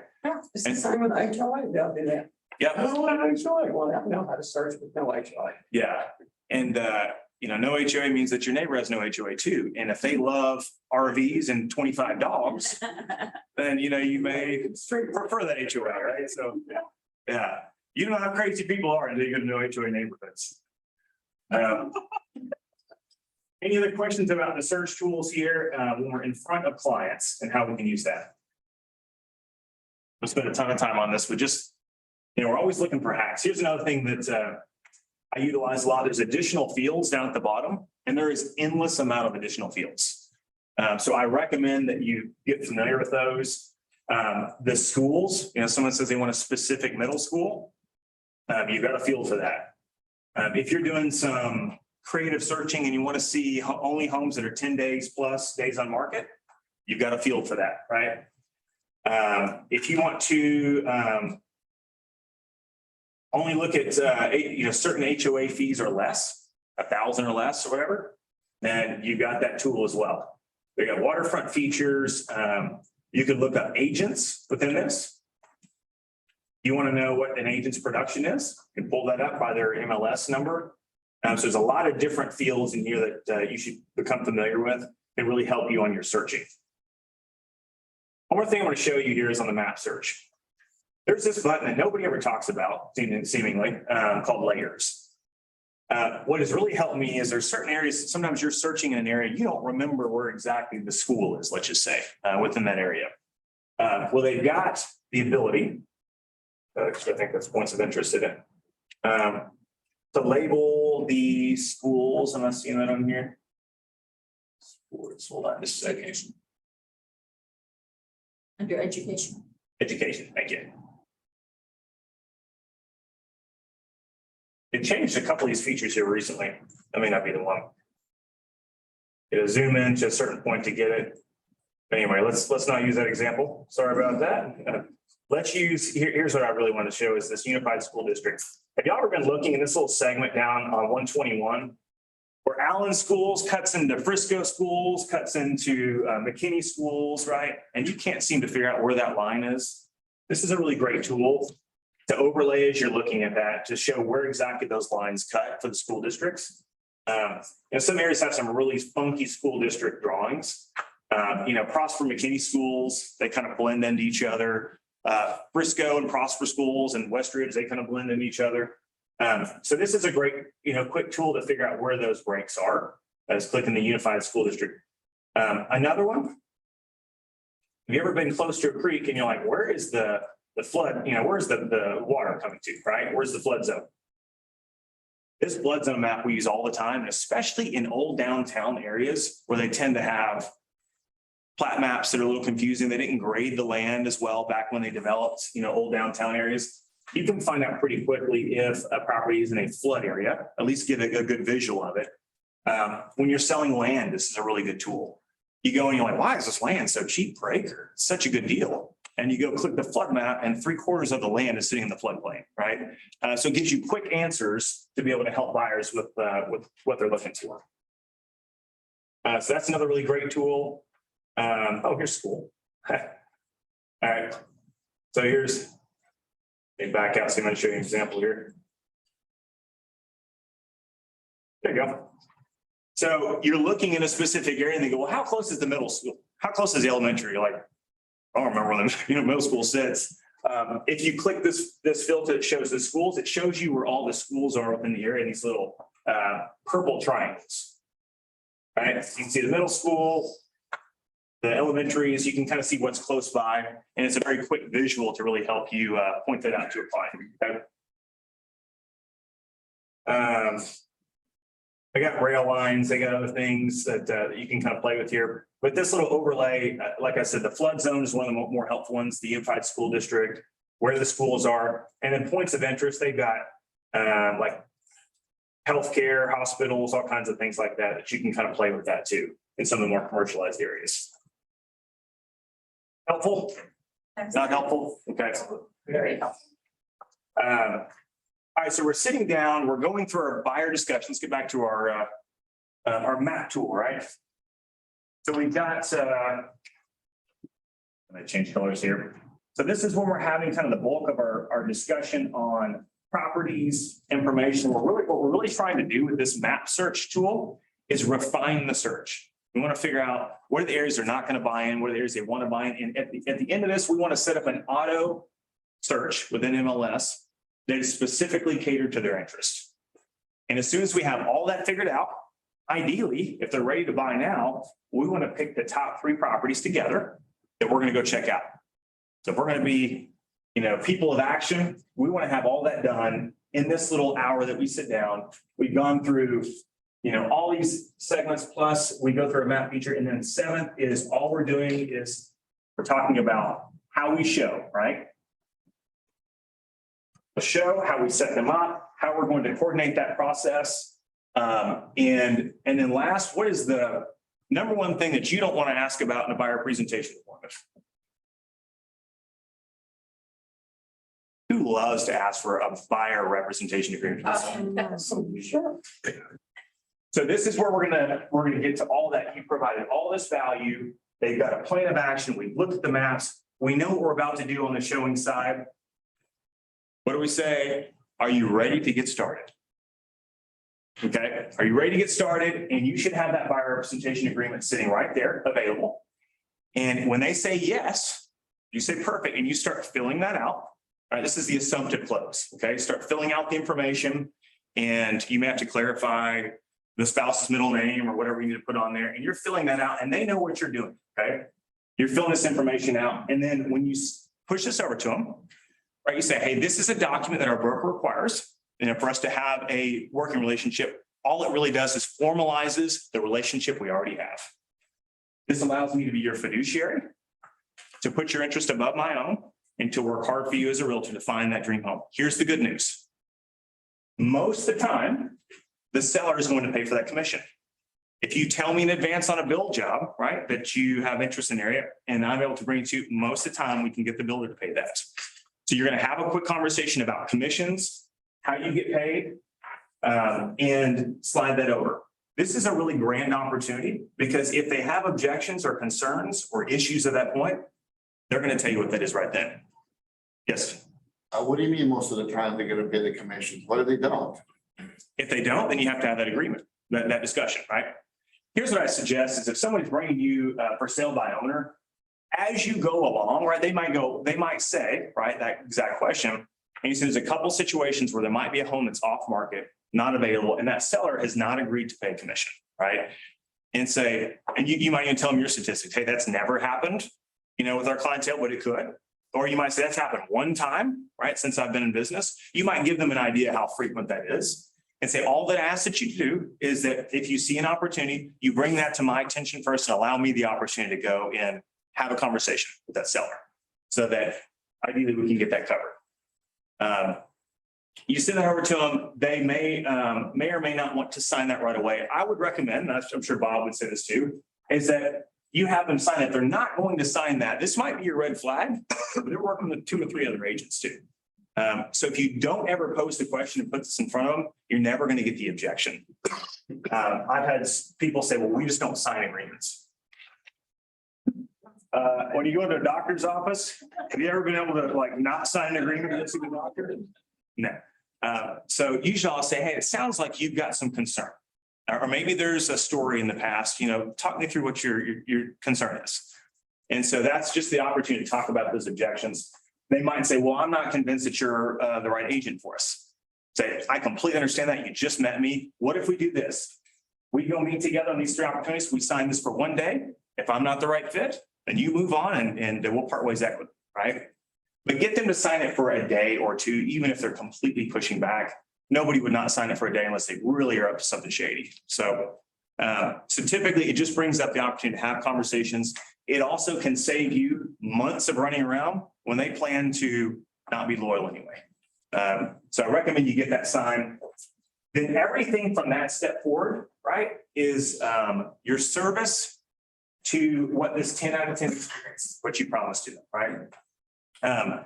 After we have a buyer, the reality is we've got one of the easiest markets right now in terms of finding opportunities that we've had in the last 2 years. Our biggest challenges now are guiding them and creating this opportunity for consistent communication as things are changing and moving around, right? Mike can tell you firsthand, and Cindy too, is that in the last 1.5 years, when you sign the buyer rep, your work just begun because you're about to sign, right, how many contracts? 10, 12, 14 contracts for a person who's looking in the $400,000 range. Now it's not about writing multiple contracts. We all got a lot of practice there. Now it's simply going to be finding the best match for someone and getting them to commit on those opportunities. That's where our challenges exist today. Any questions about the buyer presentation process? Anything I left out? Yes? So are you making sure they're lender approved before the strategy session? So this is why we have this lender connection here. I like to have this before we ever meet because it puts it in context what they're shopping for. Otherwise, they come into the appointment and they think they want to buy a $700,000 house. And after they talk to the lender, they're like, oh no, our budget is $500,000, right? We want to be in that area. People moving from out of state, what they fail to calculate is our property taxes. We're typically higher than most states. And so they're running those little payment calculators sometimes, and they're putting the right numbers in there. So I like to at least have a conversation, have a conversation with the lender. What we'll do if they have not, I'll say, have you had a chance to review, monthly payments and what you're comfortable with in terms of price point? And if they have no idea at that point, we may say, look, I am not a lender. I don't have all the information, but we could run some approximate, what are you comfortable with the monthly payment? And then I can usually tell at that point if they're way off base. If they're shopping at $800,000 and they think that their payment's gonna be $3,000 a month all in, unless they're a 100% disabled vet and they don't have to pay taxes, they might be a little off base, right? So that's a great question. Yeah, I would say coaches would tell you not to qualify them before you start showing, because I start showing homes, they're either gonna have cash or they're pre-qualified. Or Yeah. you're just wasting time. Well, when I'm showing homes, he said just before you meet with them. Oh, gotcha. And so I think it's super helpful if they've already got that lender. That's why after our initial call that we have with them and before we meet, we're connecting to, the best lender resources so they can get, an idea of their payments. Any other questions on the buyer agent process? One thing that I'll do, and this is that's a cool little tip for you, is that once you get through all this, you may have to go make copies of that agreement that was just signed.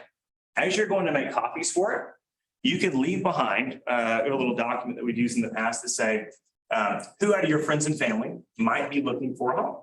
So as you're walking away, have them think about 2 or 3 or 4 possible referral opportunities that you could connect with and help as well, now that they've seen your process. You can use it as a little time filler. A couple of books that I highly recommend you take a look at. Number one is a book called QBQs, The Question Between the Question. As salespeople, we get paid based on the power of the questions that we ask. 7 Powers of Questions is another book. So 7 Powers of Questions, another excellent book. And then one of my personal favorites, it's not real estate specific, but it's called The Ultimate Selling Machine. And you're talking about a book of practical, applicable execution ideas right off the bat by Chet Holmes, brilliant author, Ultimate Selling Machine, another really good one. And then if you like more the entertainment style, but some education, Selling Like Sirhan, Ryan Sirhan, if you've seen him on television, right? He is an entertaining author and has some really great confidence type building exercises that you can go through for selling. Yes. Are you going for? Sirhan, yeah. CRHANT, I think. Mhm. He actually started out in acting business, so he uses improv to help his on his feet skill set, right, to working with buyers and sellers. But what he sells best is confidence. And so I think as agents, we have to have knowledge, experience, and then we have to present ourselves with confidence before anybody's going to believe us, right? So I think that's really what he presents very well in this book. Is there any other questions, comments? Areas of opportunity? Y'all are quiet on Monday, I tell you. Yes. This takes an hour. An hour. Yeah. Depending on how much banter there is on the front end, the forward conversation. What is where do you prefer to have it? If it's up to me, in the office. Because if you go into any other formalized setting, if you go meet with an attorney, a medical office, anything like that, you're always going into their place of work, their business. And it's a professional look, right? For some people who maybe they're not really ready for the buyer strategy meeting, but you're just trying to get an opportunity with them, you may go meet them in a coffee shop or somewhere off-site to meet them halfway. But I prefer in my office because I've got everything there. I've got all my documents. They're walking in and kind of seeing it. We have a big screen that we present with. It shows how we operate from a professional level. So It also tests that you're getting them to see how serious they are. If they're willing to come to your office. very much so. Yeah, you can weed out a lot of people. If they never want to show up, then why are you going to show up for them? I'm sorry, go ahead. I was, family, occupation, recreation, and Dreams. Yeah. What gets them really excited about life? Where are you guys winning right now in the market with getting buyers under contract, like with your offers? Where are we winning? Just how are you get it on contract or? Well, I think right now everything's a days on market game. So if a home just came on the market and a buyer loves it, it's a little more challenging to get a buyer what they want when a seller feels like an offer's coming in immediately. But if you've got homes that have sit on the market for, 10, 15 plus days, in our segment, that's where some of the opportunity exists. Most agents right now, if they have not done a price reduction, within 3 weeks, they're thinking about it already. And if an offer came in less of where that price reduction was going to go, you might just make the buyer feel really good about a deal they got, right? So I think and you'd have to ask the team on that question too, but I think that's probably one area. New construction, huge area of opportunity right now. We got probably lazy as agents of not touring new construction places because there was no inventory anyway. There is a ton of new neighborhoods that have popped up all over the place. And these builders in this kind of compression of supply, they were doing everything they could to acquire lots and to build product, and we don't know about it right now. And so first area of opportunity is going and finding those neighborhoods where those opportunities are. What I was gonna say is that a lot of builders are offering huge incentives. We haven't seen those incentives in 3 years. They sure are. And not only that, but also you see a lot of back on market. Yeah. And that's because the buyer was under contract, interest rates went up, that can't afford it anymore, so it's back in the market. So you're getting a lot of email notifications from builders saying, back in the market. Yeah. back in the market. You got people that contracted 8, 10 months ago, right? And now they can't qualify. So you're exactly right. Inventory homes that can be done in 2 months. Thank you. Yes, absolutely. Very good. I'm sure I could leave for the whole time. No, it's all right. Hey, thanks for coming. Yeah. And I would say also back on market opportunities from the MLS. If a seller had made a contract and they were all excited about it and all of a sudden it falls out, they're a little more willing sometimes to get that contract, going again. And maybe there was a foundation issue and they weren't willing to deal with it the first time, or maybe there's some type of issue repair wise. The second time around, you get a lot better luck. Because you go, hey, we're that same buyer that's asking for the same thing that you said no to last time, how many more times do you want to do this before you just want to work with us, So I think that's another big area of opportunity. But right now, consider that everything is relative for buyers in the market. It's all relative pricing and values. It's relative to what in their mind they think is possible. So we really have to work overtime to have these conversations about what they view to be the right value or right opportunity for them. And then we have to show them based on the available opportunities where those opportunities exist. And we're just matchmakers. We're professional matchmakers of homes and people. And yet we have this whole psychological component, right, that we have to work through every time, just like you would if you were matchmaking spouses, right? There's some things that are really important that they have in the back of their mind, whether they verbalize it or not, is really based on the power of questions that you were able to ask. And here's the other thing too, is that it's going to take more contacts right now to have the same success of connecting with buyers than it did 3 months ago. You have to know that in your head. And so if it takes 3 times as many contacts to get that buyer appointment, are you willing to put in the work that it takes to get the sit down meetings? And that's where the magic happens. Open houses, we would have 20, 30 people in open houses before, but they all had a realtor because they're all, working the same game. They're all trying to figure out how to get, win on a house. Now buyers are rolling in and some of them don't have realtors at this point. There's a lot less of them rolling in. These open house opportunities, it's face-to-face exposure with real people in the market. And also it's constantly educating you about what is the buyer sentiment out there? What are they saying? What are they thinking? So if you're not doing open houses, I highly recommend you get involved there.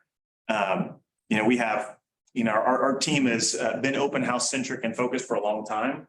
And, you may go a couple of months, right, where you're not seeing a lot of opportunity. And all of a sudden you get 2 or 3 buyers in one open house that you build relationships with and you can put under contract because they met you face to face though. That's all that we're in this digital social media world where everybody stays behind a screen. Get in front of people. That's the number one thing you can do to create success in this market. And if you've got to talk to more people to get in front of those people, you do what it takes, right? And I also think is that there's probably a bigger divide in terms of the real information in the market and what buyers and sellers think the market is than I've seen in a long time. A lot of people still are stuck in the 2 months ago market and they think we're still in that time. They have no idea what you know and what you see on a daily basis. And we take it for granted that we know this information. We got to get face to face and find creative ways to show that in the form of data that's credible and builds trust. Make sense? Yeah. Guys, thank you for showing up today. Thanks for the opportunity to talk. Hopefully you picked up a tidbit or two today. Thank you. All right, well, it's off our prospecting for a Monday, right? Yeah.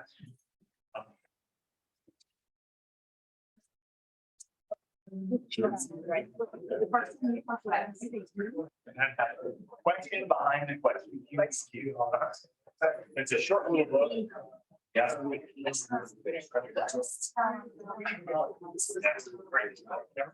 It's very, thank goodness. Sorry to get here. Yeah, sorry. He was. Oh, he's awesome. He's awesome. I do will. We're good for tomorrow? Yes, sir. Okay, yeah. Excited about it. Appreciate it.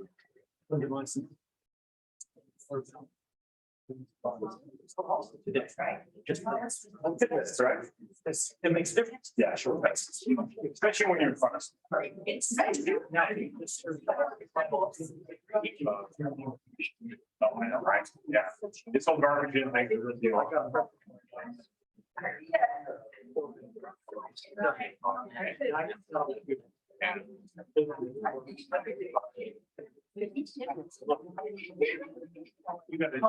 You're taking that.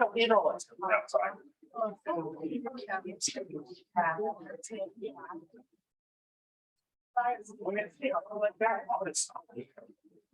Yeah. And I send her every. Yeah. And then she's. I know. Yeah.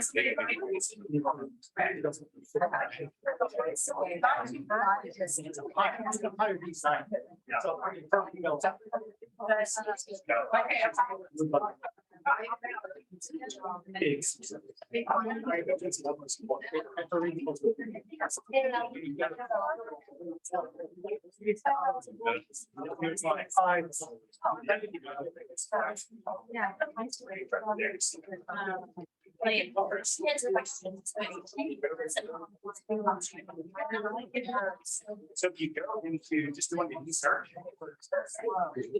Yep, search residential details, right? Now scroll down.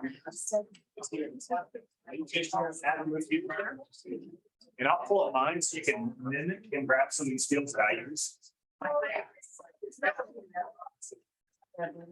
There's a bunch of field.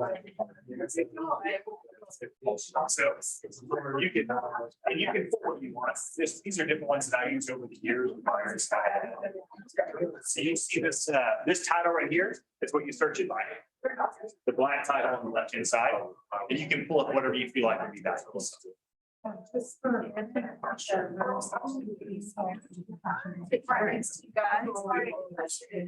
Thanks, Ryan. I'm calling that. Yes, I'd love to talk to you at some point. Okay, we need to go next. I'm sorry we missed last week. It's Yeah, yeah. one.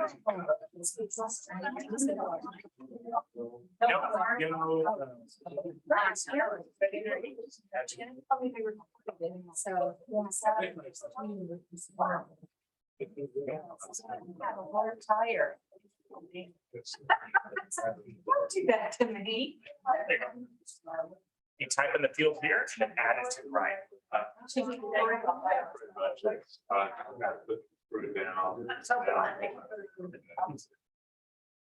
Here.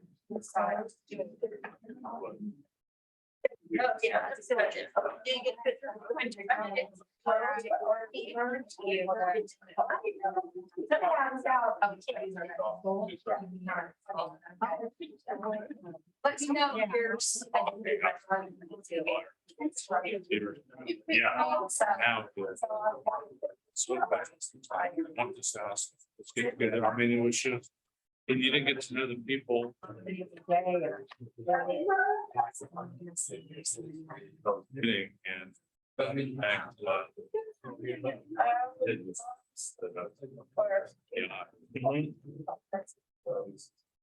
it's no war.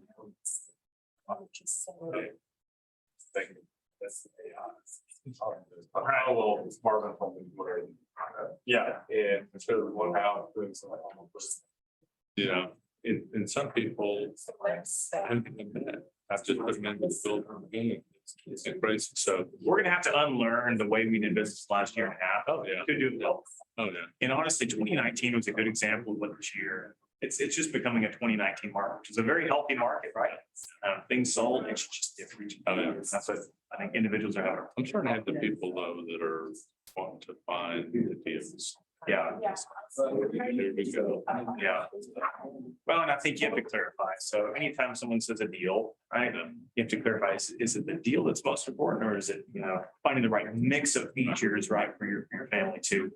And, sometimes you're just trying to pinpoint what it is, and they're like, no, it's gotta be a deal, then you just define the deal.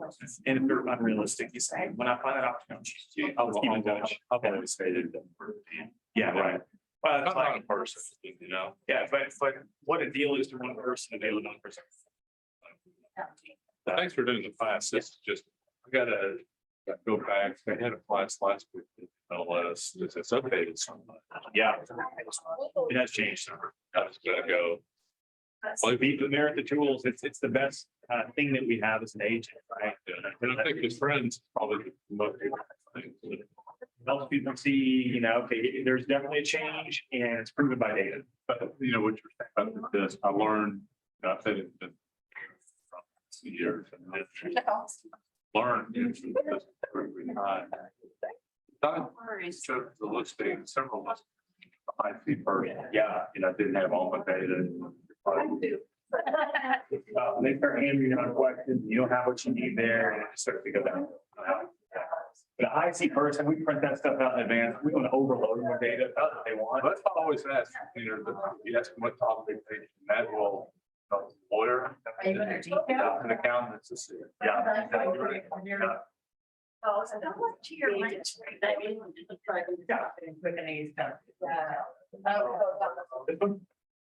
Right. The top. I appreciate it. It was good, kind of quiet, good the first hour, like the second hour. It was- Absolutely. So that's good. Yeah. And there were 2 other open houses in the same area, so I would kind of went by those also. And they were quiet.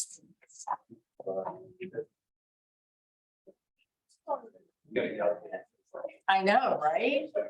Putting out all the signs and everything.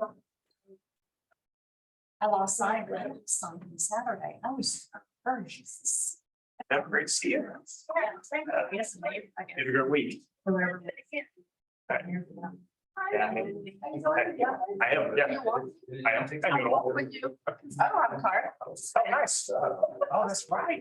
Oh, it was back So you there. got out of that whole situation, huh? Yeah, I want to talk to you too. Okay. That was great. Oh my God. Okay. That was good. Oh my God. How are you? Good to see you. All right, well, thanks, guys. Good to see you. Good to see you. Good to see you. You go to the next girl. Hey, how are you? I have. Thanks. That did rush. How are you?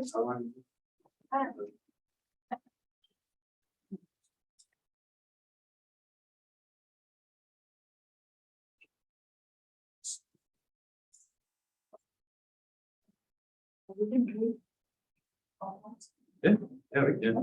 Yeah, because I got a meeting at 11:30, so I got 40 minutes. But like, I mean, it's like 10:40. It's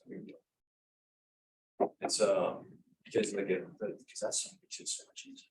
It all into the dock. So. Yeah. But I also want that little video thing. Oh, really? Yeah, real. Oh, you just do that off your phone. So like, you have Instagram, right? I want to do it from Instagram. You can do it from Instagram. I don't like it personally. Well, how do you do it? I do it Facebook. So. So like, So that it's, and then we want to do another paint, right? So we can do this. Well, what about the photos? Like, I want to show them. Right. So like, it may. Okay, where on? We're on Instagram. Do you see this play button down? Yeah, hit the play button. Oh, that's perfect. So. That one, then you're gonna hit the camera up here. So we're gonna name the camera and stuff.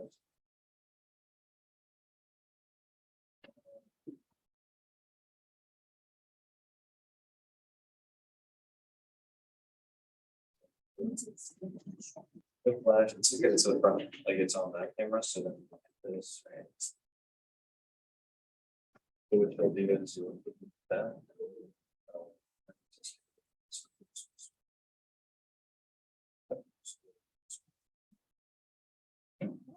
Great with Oh, so.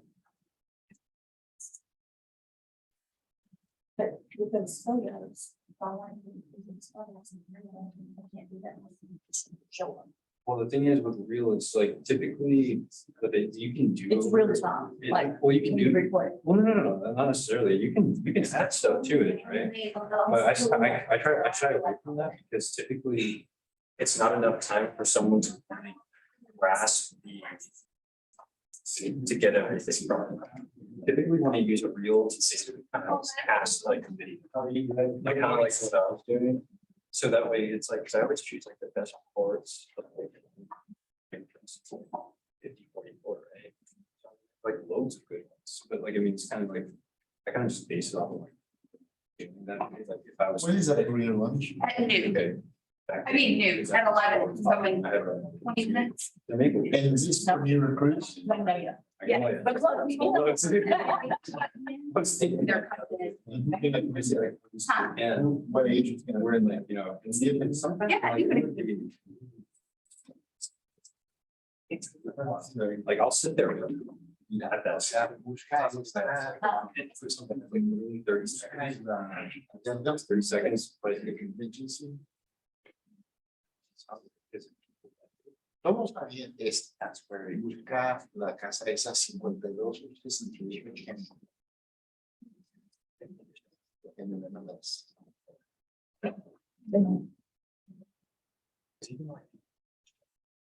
They're younger than me, I'm like.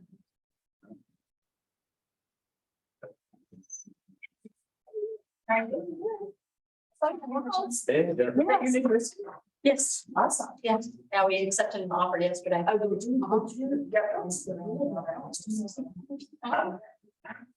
Good deal. What did really? Well, that's why. Tear down, get it. Any minutes on top of it, it's like 5 store tie. Yeah, there you go. You know, someone did that like. Don't say much. It was the funniest thing, like, there was like one guy, so it's actually, you know. This guy, like, did all these different things with the style. Build like. Like, that's. Like. Yeah. So, but it was. Yeah. Let's not have it. Percent how I do it. Yeah, I would say. I mean, it's total bachelor. Biggest. Wow. I would love, yeah, obviously, like, the best job. Right on. Oh, yeah. Right. Congratulations. Well, thank you. Okay. Oh, no, we sold for about. Wow. It's about- It's good. Yeah. I literally freaked when I saw well, I got 2 in right at listing and then I got this one.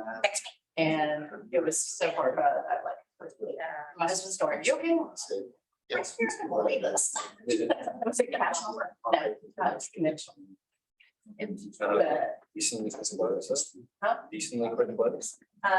yeah, and I'll put the lease back, put down really good earnest money and then we can sell it ourselves.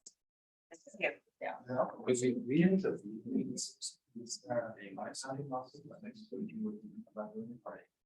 One girl. Going in line. Except for the land for 500. But an offer for 5,000. Okay. Then it comes out of $25,000 cash off. And like I had like. I paid for it there. It's not a small- Oh my God, it's that's the cheapest. Trying to move it. But I was looking, so like an offer, like almost $6,000. I was just, and I'm like. Yeah, that's how it is. Yeah. But even, and he was like. I don't even want to work with that. Yeah. This was a couple that had lost out on it. Yeah, when they're fatigued like that, they're like, It's depressing. And that's that's why how you get it. But you was like you would have gotten. Appraisal waiver, title, they surveyed it. Just. Really? And my sellers are going, what's the catch? Yeah. And I'm like, it's. It's because they have lost out on 6 deal. I would. That's one of those just. Yeah. Mine. Other ones were like that. And I ended up, funny thing, met them in the neighborhood that I house at. Literally, I spent a whole month. Everywhere else. Yeah, I was like, Yeah, and you're like, thanks for dragging me around. well. Well, it takes them around just to let you know. So we know what's up. Yeah.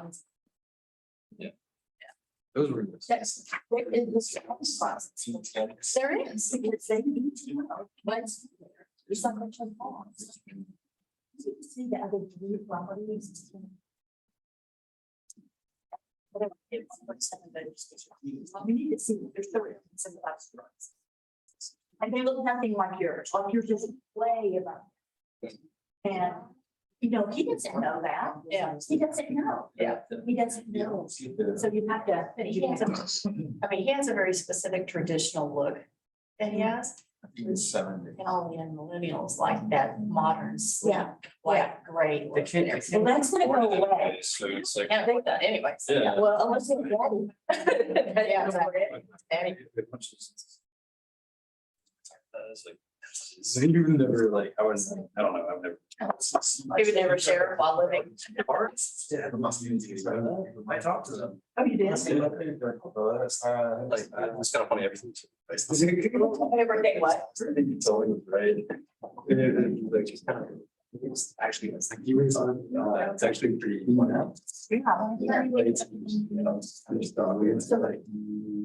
It's a different class.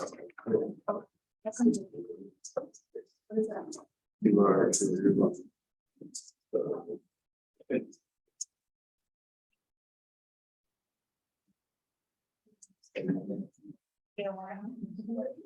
Yeah. That's it, yeah.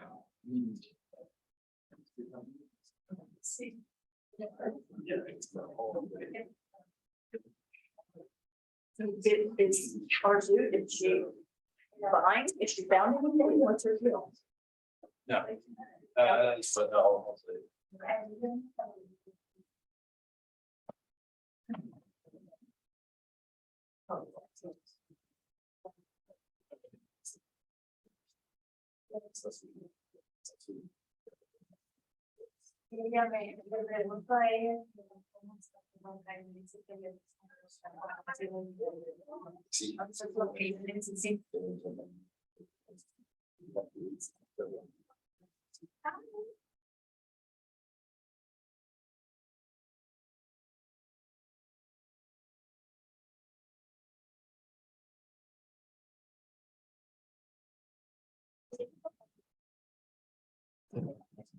Sí, pero está bien raro.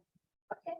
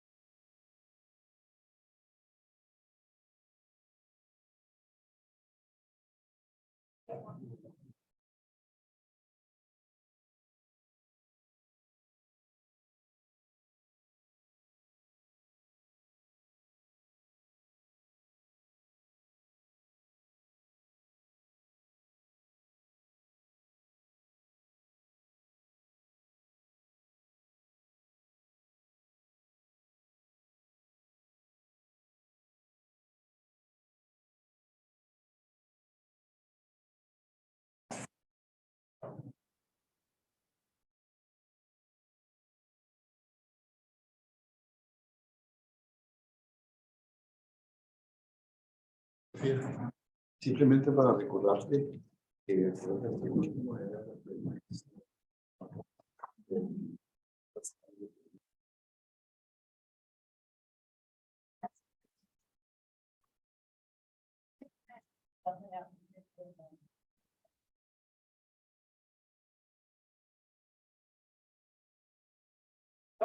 Sophia.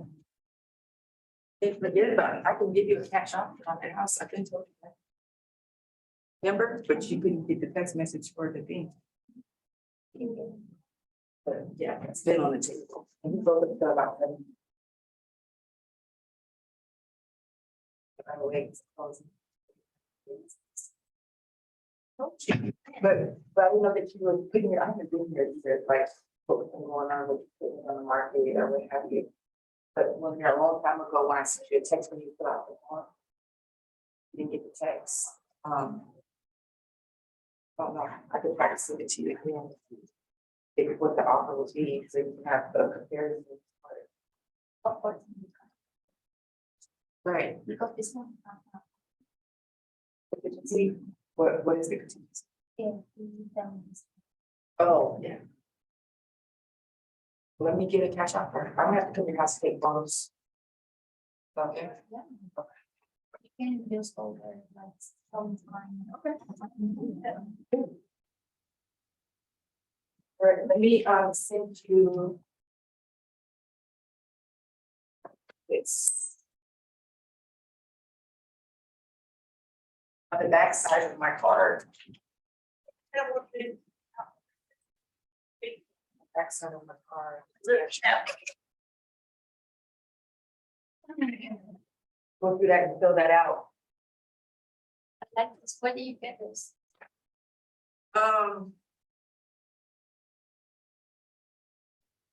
It's the print. It's the print. What's that? It's the VISTA.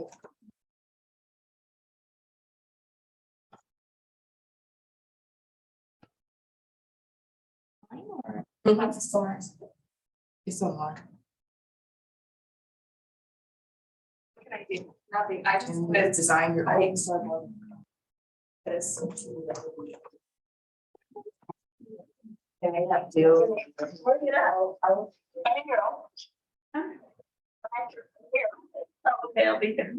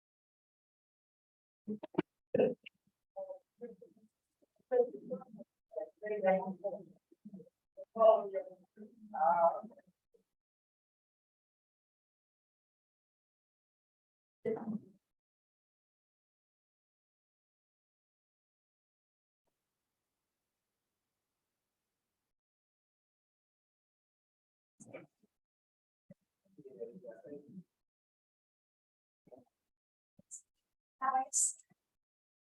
I just wanted to let you know that we have at 11 o'clock, I have an event for students that are enrolled in school.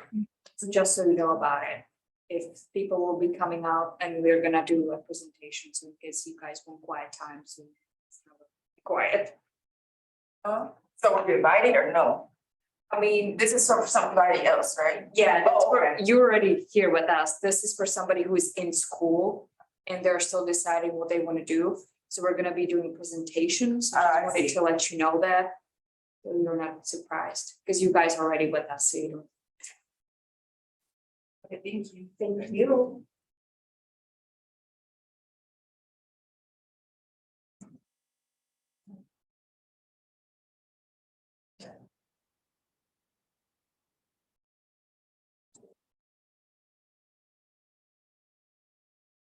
Hi, might we speak with Ira Patel? Sorry? Oh, please do, thank you.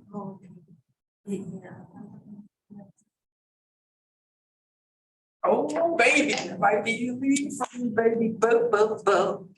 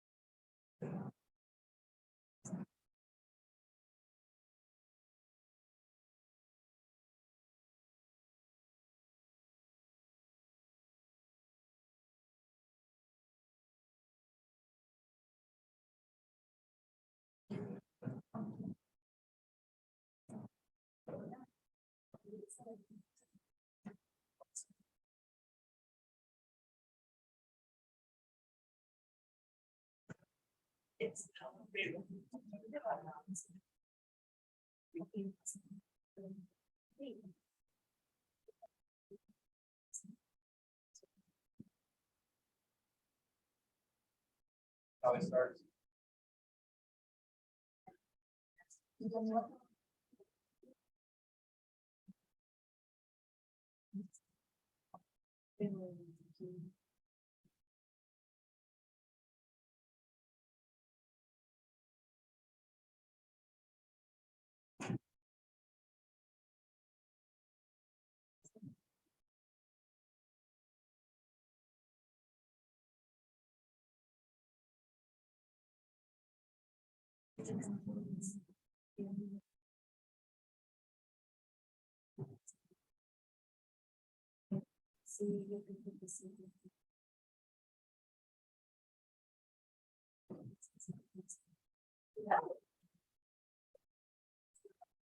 Yes, I will see. No, actually, yes, feel free to get like lunch or something. Oh.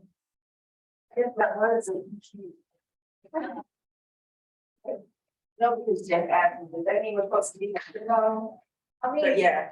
If you want to be here, it sounds like you're already with us. Yeah. I didn't reach, I picked you up. Sophia. Hi, how are you doing? You're gonna have to go. No, see, I'm there, it's my friend. Oh, for the career, like. Do that. Do this gift for me now, if I can go check the house now. Okay.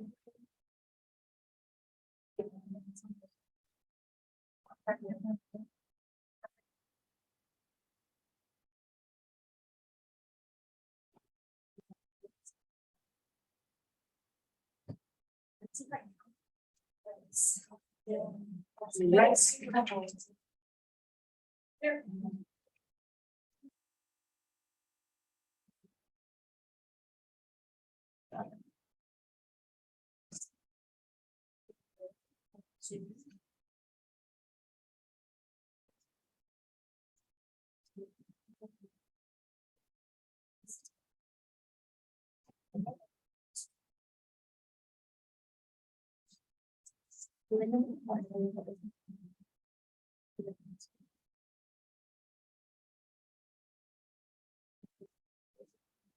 Oh,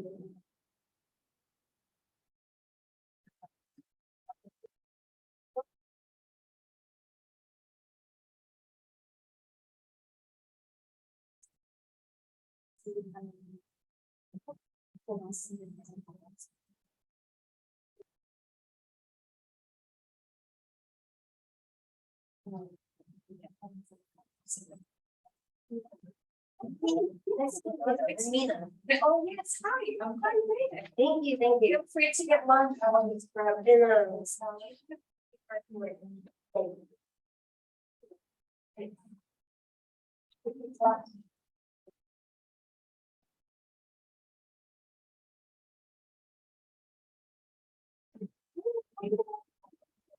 Hi.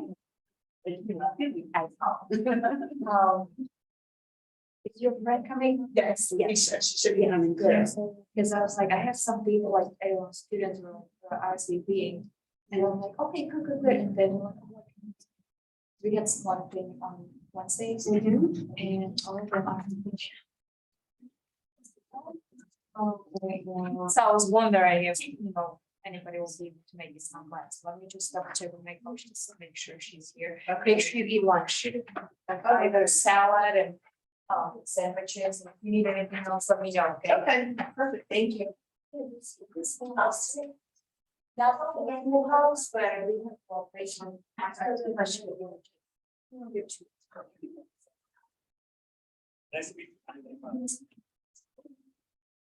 meet you. Sorry.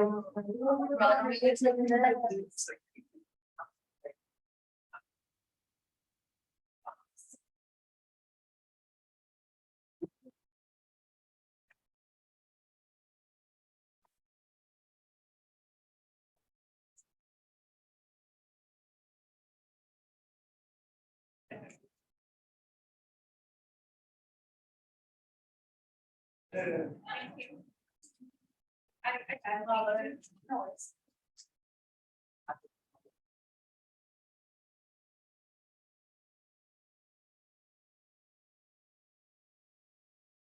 It's not with him on the.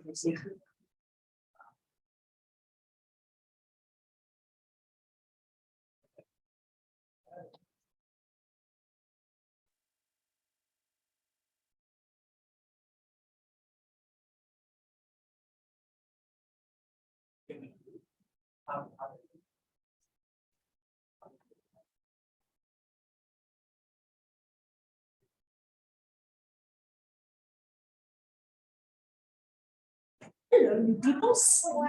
Hey. Jenna Ward, I'm the Director of Productivity and Growth. I'm the head coach here at the office. I'm actually on an office call, but she's gonna help get you started, help you out. Yes. Right around the corner, if you guys need anything, or have any questions I can't answer, just holler at me. Since Sophia to find me, or you just knock on my office door, okay? Nice to meet you. Just trust me, they feed you. That's a good thing. Well, it's not. My hips have gotten a lot wider since I took the job. Still good, that's all good. You can sit a little closer, she won't bite. I would try not to.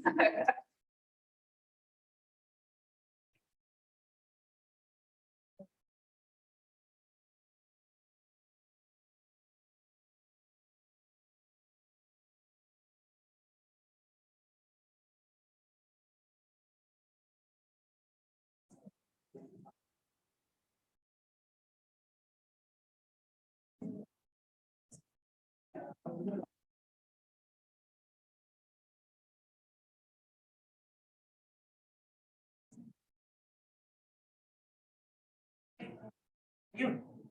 Nice to have you. Just a little. That's all I'm like. Yeah, maybe we can. Quiet.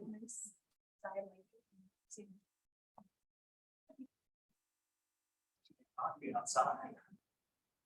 Let's go one more, but I'll. Okay. Just go ahead and. Morning.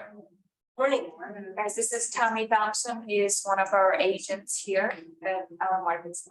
He's also on our ALC, which I'll talk to you about in a little bit. And I'm the popcorn man. And the popcorn, yeah, he always goes out when I goes out the office and gives us popcorn, so. Speaking of that. It's not 2:00 yet. Oh, it's at 2 o'clock? Yeah. Okay, I'll be waiting. I apologize, my coach, he had like last minute call that she had to be on. But if you guys have any questions, and well, not you guys, I'm sorry. Have it. If you guys have any questions and would like to talk to her, maybe you can do it at the end of this meeting. And you say your friend's coming too, right? Yeah, she's en route. Okay. So I'll start if you don't mind, just slowly. So, welcome to our career lunch. So that's what we do here. So we always, every month, twice a month, we do, these career events, because you know, you guys are in school, some of you already completed the school, and then you're like, well, what's next, right? So, that's what we are here to talk to you about and talk to you about our, company. And we got two of our agents, and maybe I'll ask them to do some testimonies. You guys good with that? Okay, so our vision, so as you can see, KW playing our Keller Williams as a whole. Our vision is to build careers worth having, businesses worth owning, lives worth living, and experiences worth living, experiences worth giving, and legacies worth leaving. Hey, make sure you get something to eat. Oh, thank you. And then our belief system, so win-win or no deal. Integrity, do the right thing, so customers always come first, commitment in all things. Communication, seek first to understand. Creativity, ideas before results. Teamwork, together everyone achieves more, which I really like. Trust starts with honesty. Equity, opportunities for all, and success results through people. Our mission, vision, value, and perspective. So, you know, like you can see on the screen, why does my business exist? So our mission is to, you know, to be the real estate company of choice for agents and their customers. Our vision, you know, again, why does my business exist? And then our vision is to build careers worth having, businesses worth owning, lives worth living, experiences worth giving, and legacies worth leaving. The value, the principles you operate under. And our vision is God, family, and then business. I love that. And we are really, you know, strict on that. Which I will be talking to you about in a little bit. Perspective, how you view yourself and your business. And our perspective is we're a technology company that provides the real estate platform that our agents, buyers, and sellers prefer. And we're really big on technology. And again, I'll talk to you in a little bit. Do you guys have any questions so far? Okay, so Agent Leadership Council, what it is. So every KW office has Agent Leadership Council. It consists of our top 20% agents, and they're like the head of the committee. So we have career development, technology, culture, growth, finance, and then there's one more that's that they just started doing. What is it called? Oh, including, I'm so bad, I'm so sorry. Guys, Robert, he's the head of it. Diversity and inclusion is something else. I apologize. I'm sorry? Leadership? I don't think so. Anyway, I missed it.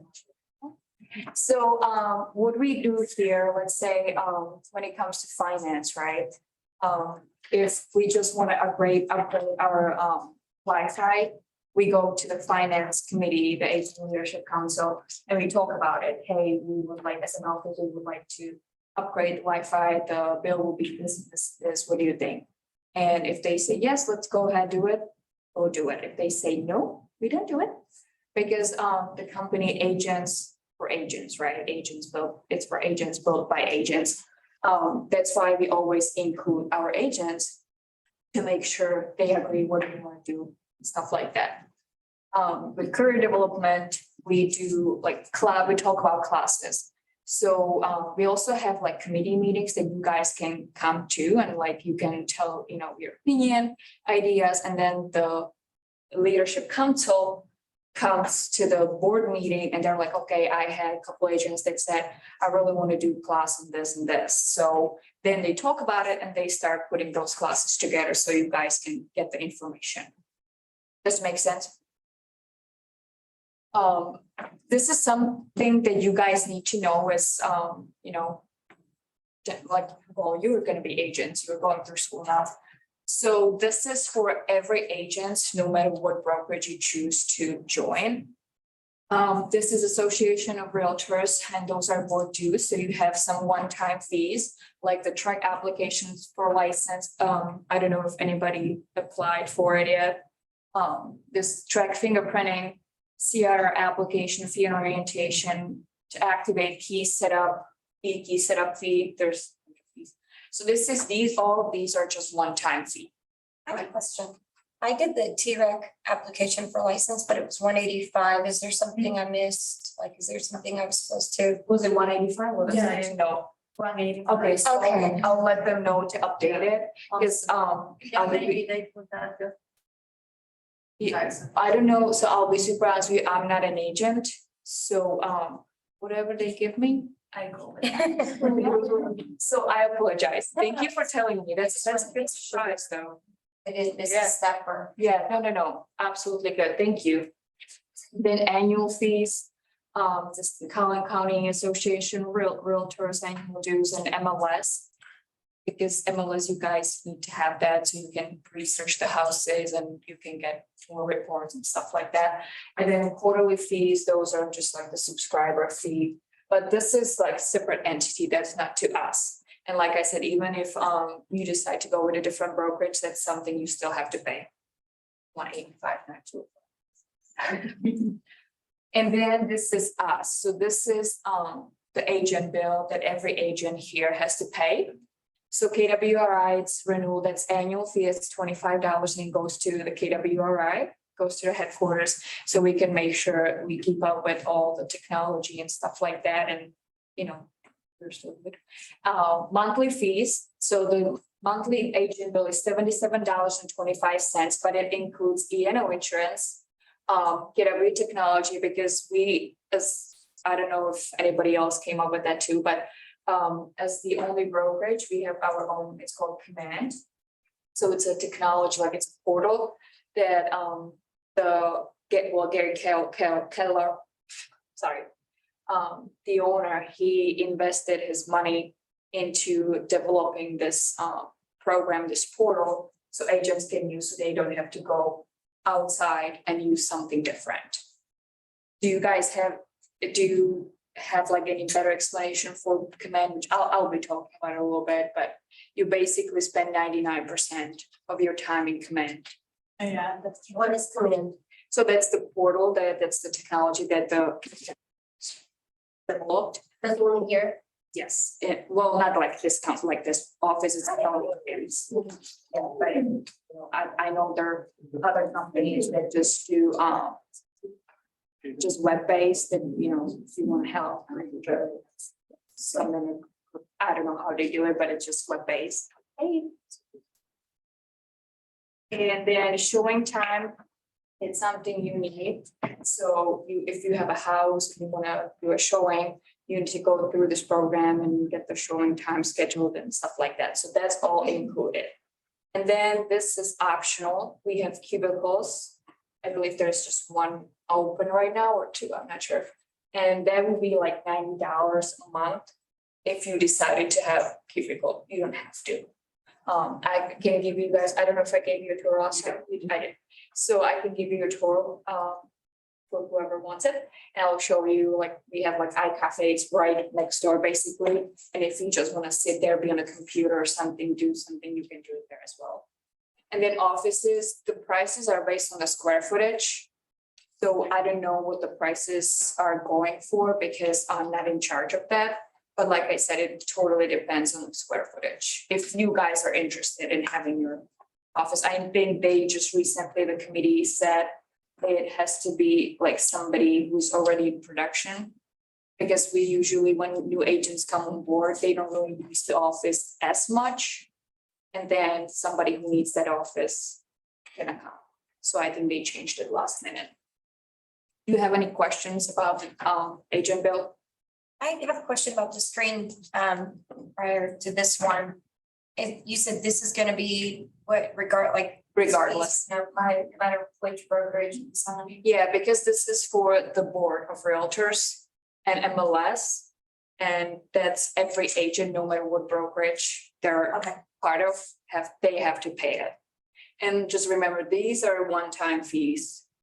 And the annual fees, are those paid upfront when you sign on with a brokerage? So when you sign up with the brokerage, yeah, you have to pay it when you sign, well, when you're ready, like to pay it. So let's say, for example, if you join here, you do the paperwork. And then you get like a checklist, what you need to do and like call CCAR, pay the dues so you can get in and you can start like doing the business. Okay. But it's no matter where you go. And, okay, that's fine. I guess my question was as to when you pay them. So Oh, I see. Yeah. so you answered my question. We try to do like, we recommend and suggest that you do it right away when you like get like your accounts and stuff like that. Because if you don't have it, you cannot really do much and you need to attend the orientation and stuff like that. So you know how to get to MLS, how to get to certain stuff. So that's why. Yeah, that's a good question though. Yeah. And then KW commission, so let me talk to you about this, so the split here at this office is 70-30. You get 70%.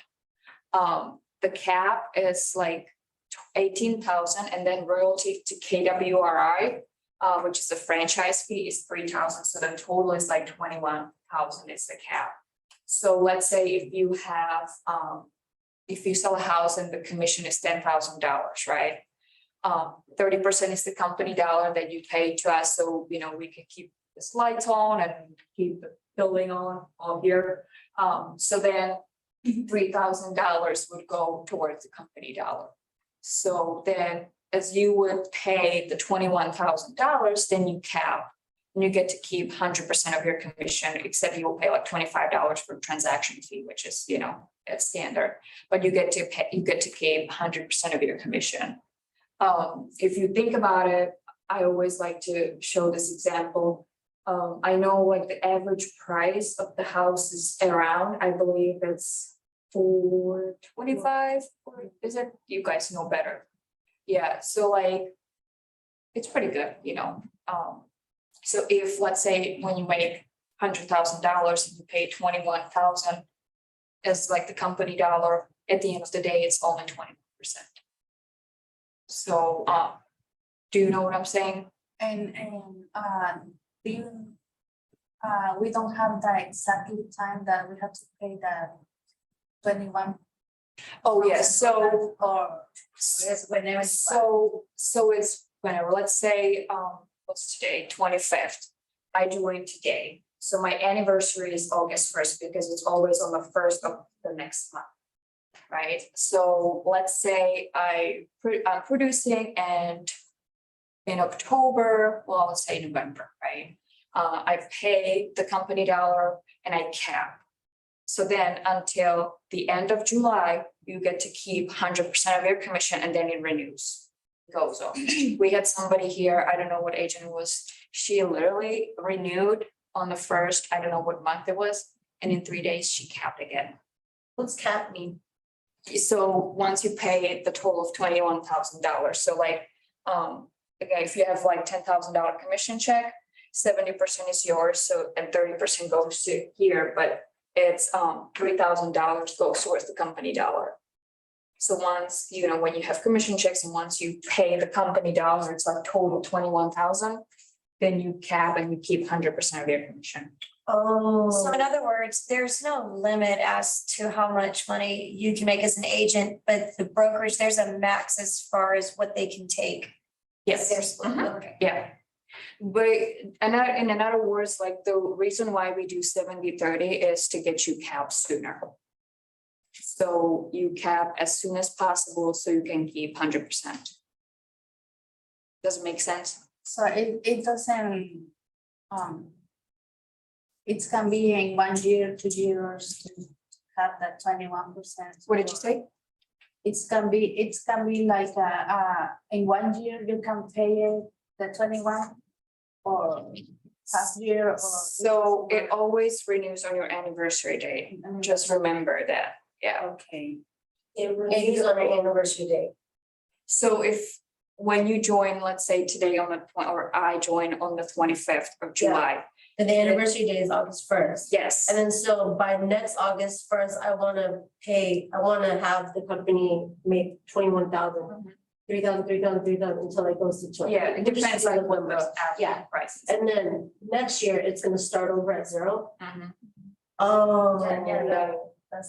That's, yeah, because, So you gotta bust your tail. I mean, you wanna make money, so, Yeah. you know. I don't think you come, like, you're gonna be business owner, so you need to think about that. Because it's your business and. Tax write-off too. And it's, yeah, and you wanna make your business profitable.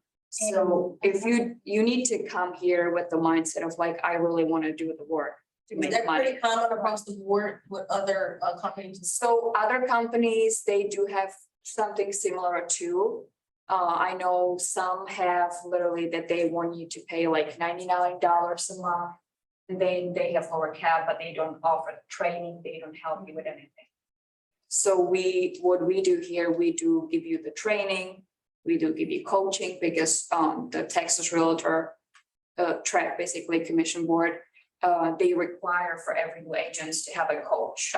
We have 4 coaches. So if you decide to join, you will interview 4 of them, whoever is the better fit for you. And then they will be your coach and they will make sure you got everything you need. You can call them. I already talked to Akila right about it.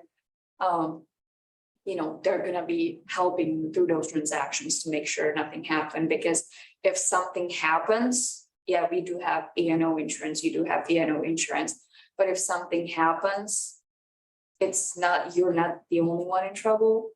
Our broker, Mike Brody, who opened this location 25 years ago, it's his head on the line too. So we need to protect you and we need to protect ourselves as well. So that's why you get the coaching. Are you still coaching? Yeah. Okay, yes, we're still. How long is coaching? So minimum of 4 transactions. So then if you want to stay longer, you can.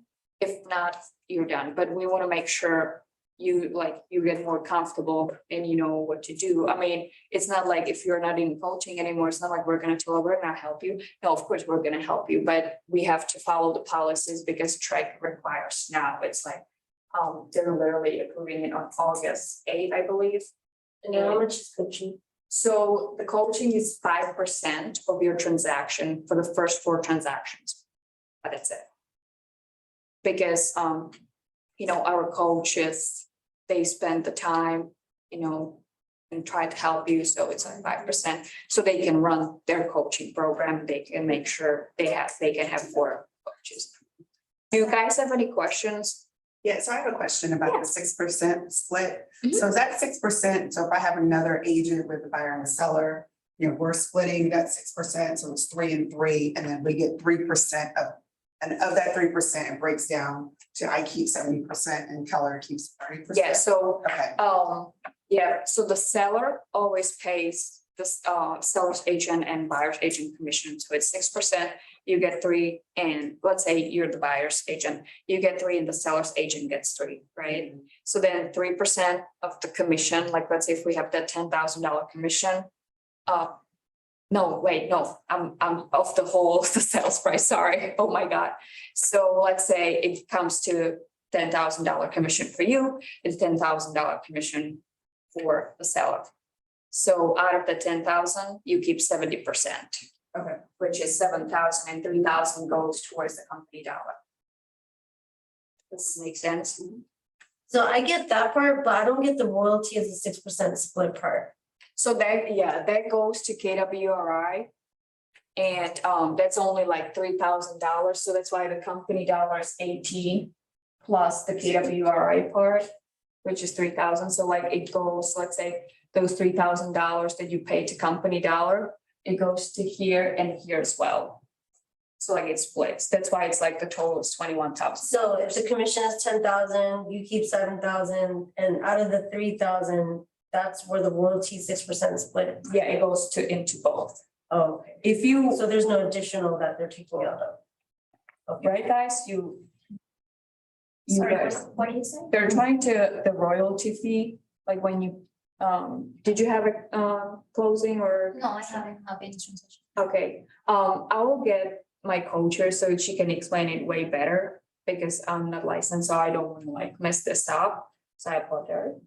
But basically, this like it goes to KWRI net house, but we have to because it comes here and then we pay. So that's why. So are we not, once we hit that 21,000, there is not an additional 6%? Once you hit 21. No, once you hit, so it's 18. It's What is that, where is that royalty, that 6% split? Is that applied to if you're selling a home for a buy or so you're? it's all the transactions like either buy or sell. Okay. Let me get Jenna, the coach, so she can explain it way better.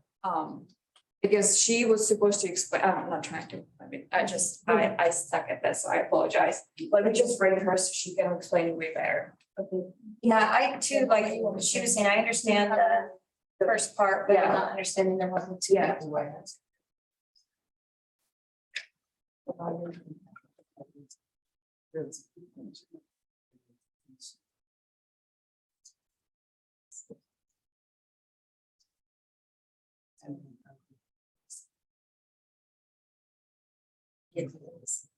Right. That's fine.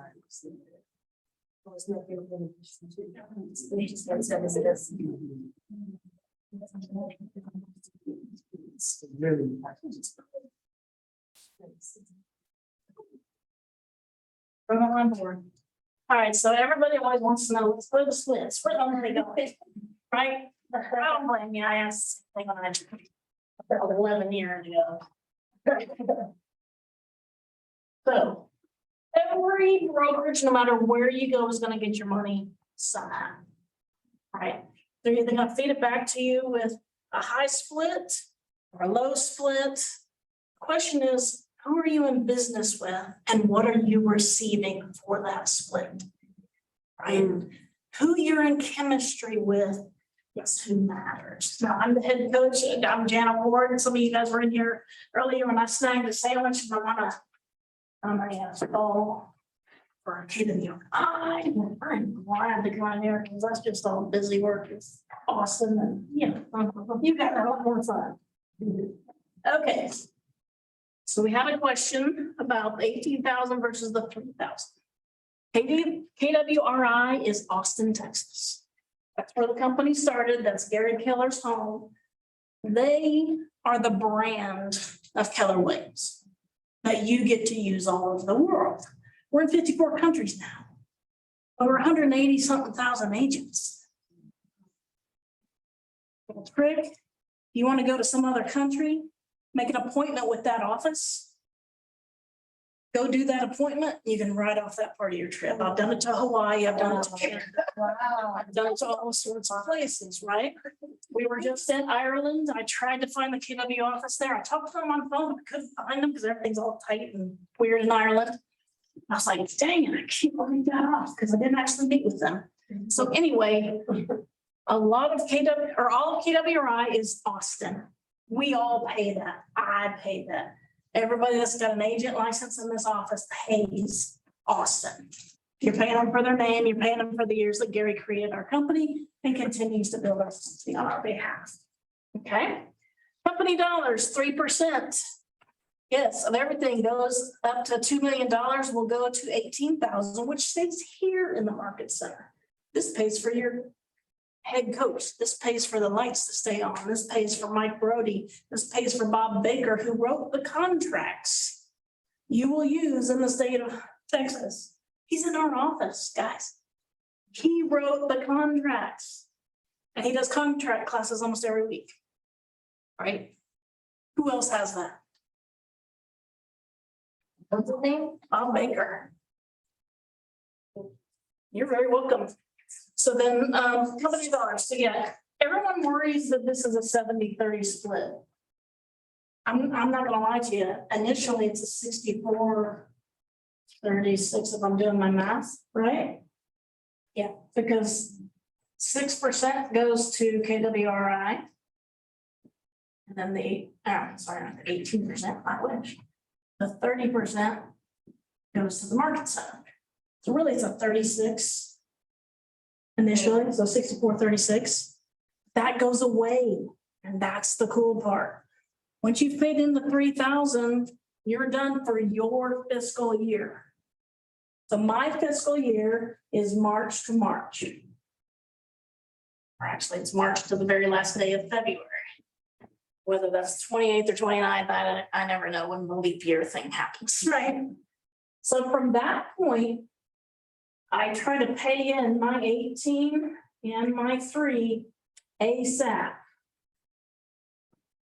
I value this company and I really value this particular market center and its owners.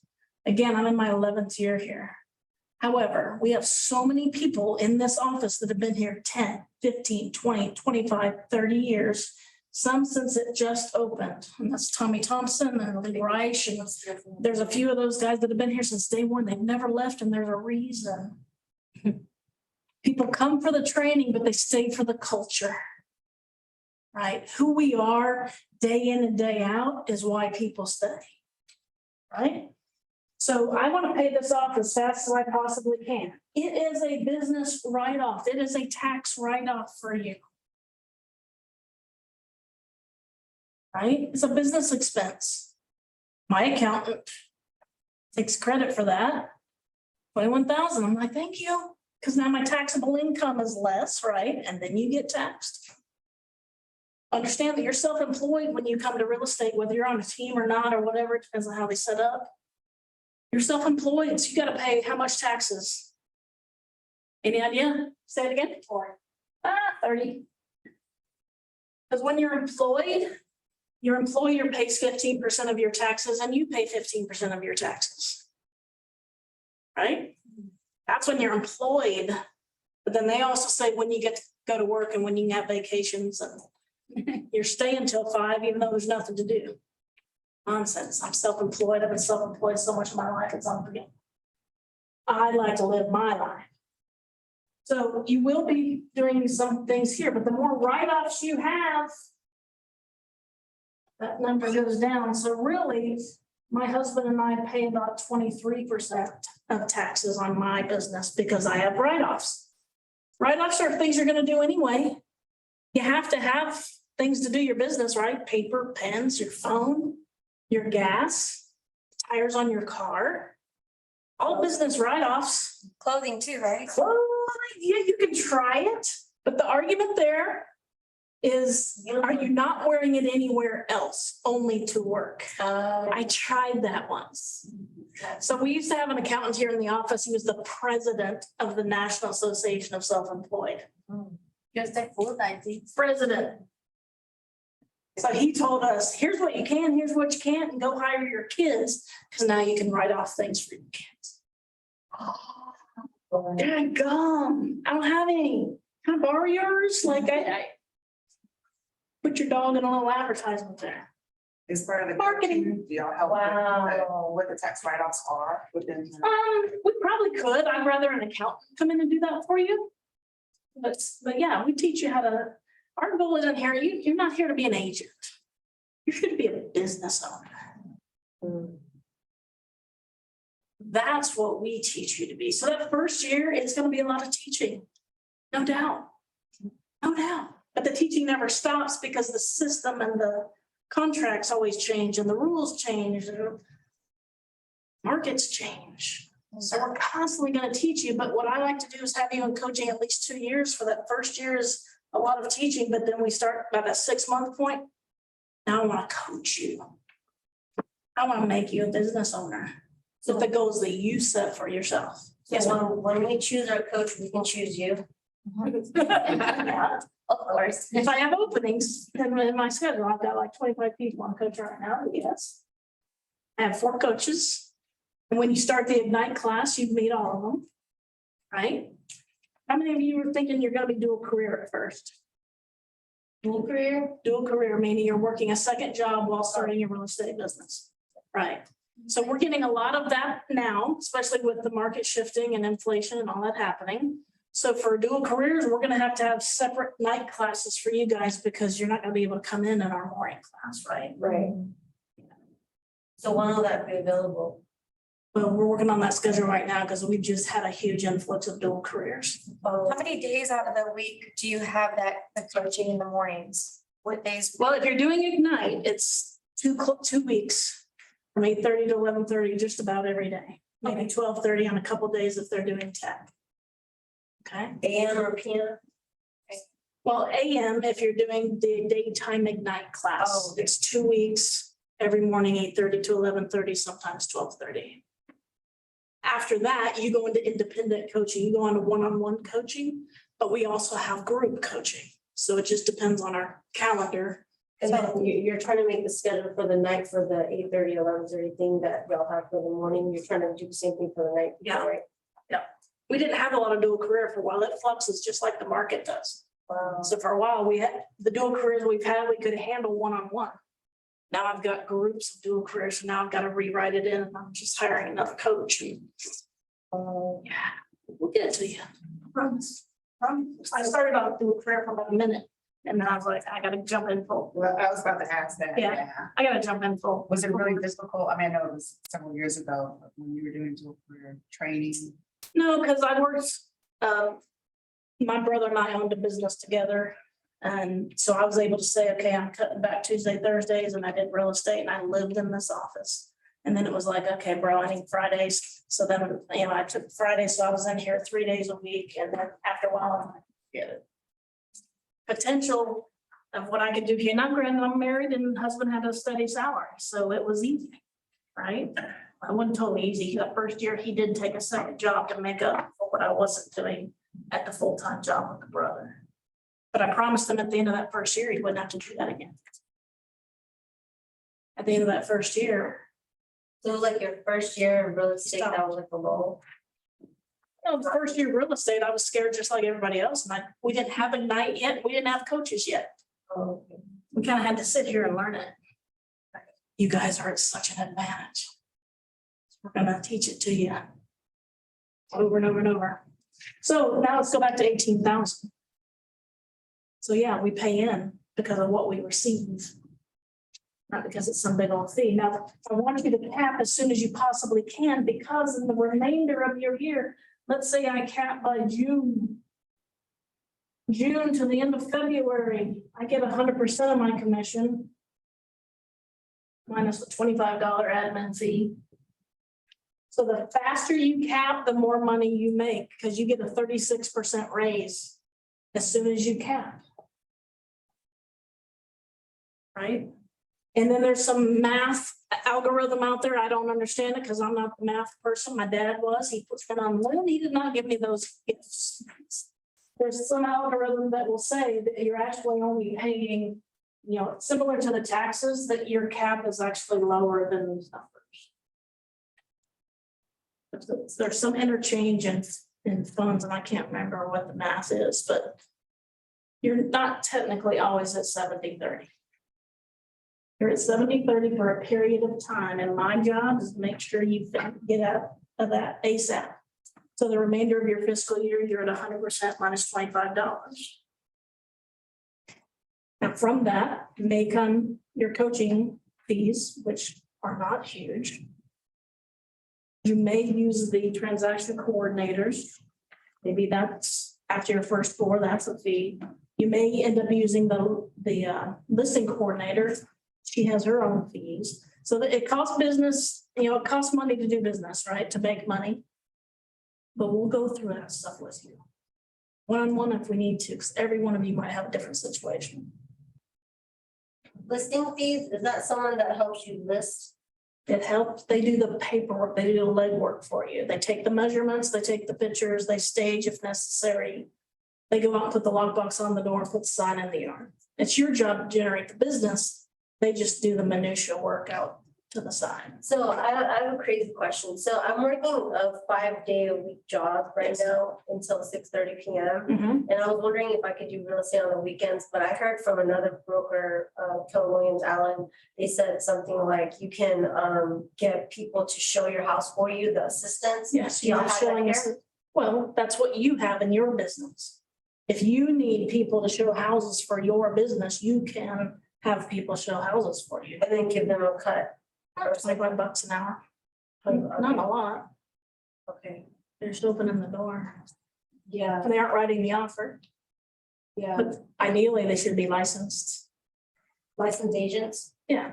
And sometimes just here in the room, for example, I went to Europe a few weeks ago, 2 weeks. I was gone. Some people need to see some houses. Talked with some people here before I left town. I said, hey, if I get any calls for showings, can you please show my clients? Yeah, thank you. Okay. And when I got back, I gave them a little gift. And thank you.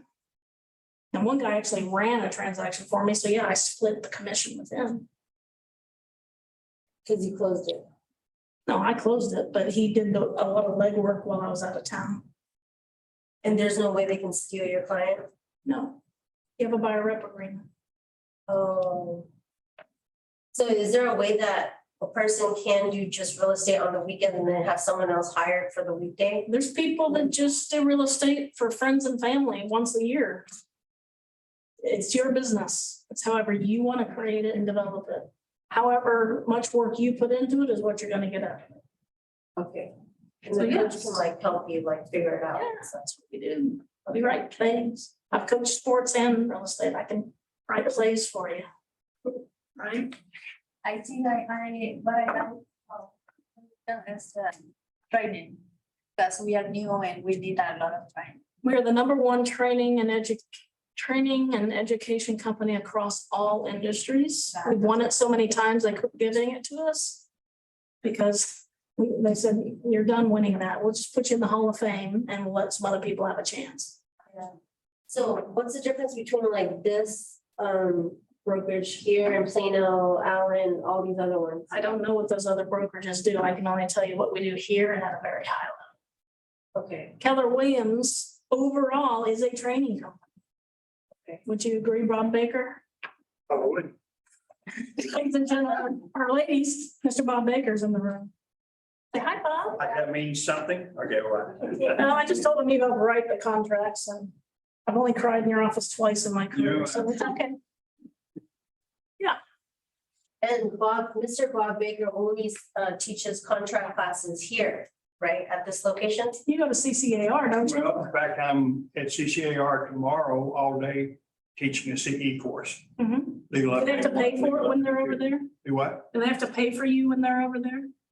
If you're a member of CCAR, it's free. What's CCAR? Collins County Association of Realtors, wherever that is. Oh, it's like, yeah, that's. But the only other place besides here is CCAR. I also teach contracts class in Rockwall because I'm an owner and broker in Rockwall, Okay, Keller Williams Rockwall. Keller Williams Rockwall. Yeah. Okay, So I do that and it's, so if we're not a part of Rockwall or CCAR or here, we have to pay to get in your class? You Basically, weren't paying a dollar. well, and the only other courses It's here. that I would teach that you would pay for, I teach some of the GRI classes. And you have to pay, you That's know, a special Texas Realtors designation. for a GRI. So I'm teaching 2 days of a GRI class next month on brokerage. I need to do that. But I don't do any classes, and it's just not contracts. I teach agency and across the board, but all the classes I teach are here or our local association or in Rockwall. so, one last question. So what's the difference between the contract classes and agency classes that you teaches versus the ones that, like, for instance, I'm learning at Champions right now? Well, those are the classes that you teach, and by the way, I'm certified to teach all of those. Okay, But those are the classes you take to receive your license, to pass the state exam. And those are good courses, and I know how those courses work. You learn just enough to pass the test, Okay, so you can go take the state exam. When I teach about transactions here, it's specific to what we do in the business. It's specific to you, it's specific to that. Mostly my classes are related to things that we deal with here. I'm the managing broker here, and so I deal with all the disputes and the attorneys and the lawsuits and complaints, and so I deal with the situation, you know, on a regular basis. I mean, I'm just down the hall, my door's open, so people come in with what kind of question was they have? What is it? just for a second, just a quick question, Quick Bob. questions, and Take an hour. it never is, but Sorry. but I'm here, and getting that kind of information helps me know what we need to talk about in class. Because in the class, you're getting the information that you need. You take the classes that you have to do wherever, get the information, you pass the state exam. And you know more than what the consumer knows, but you're at a starting point. And I'm involved with TREC. I'm on their broker responsibility work group, where we talk about keeping brokers responsible. And the concept is the broker is responsible to take you from that point where you got a license to help you learn how to do the business. Okay. Help you with compliance, for example, when we have new contracts that come out, it's the broker's responsibility to make sure you get trained on.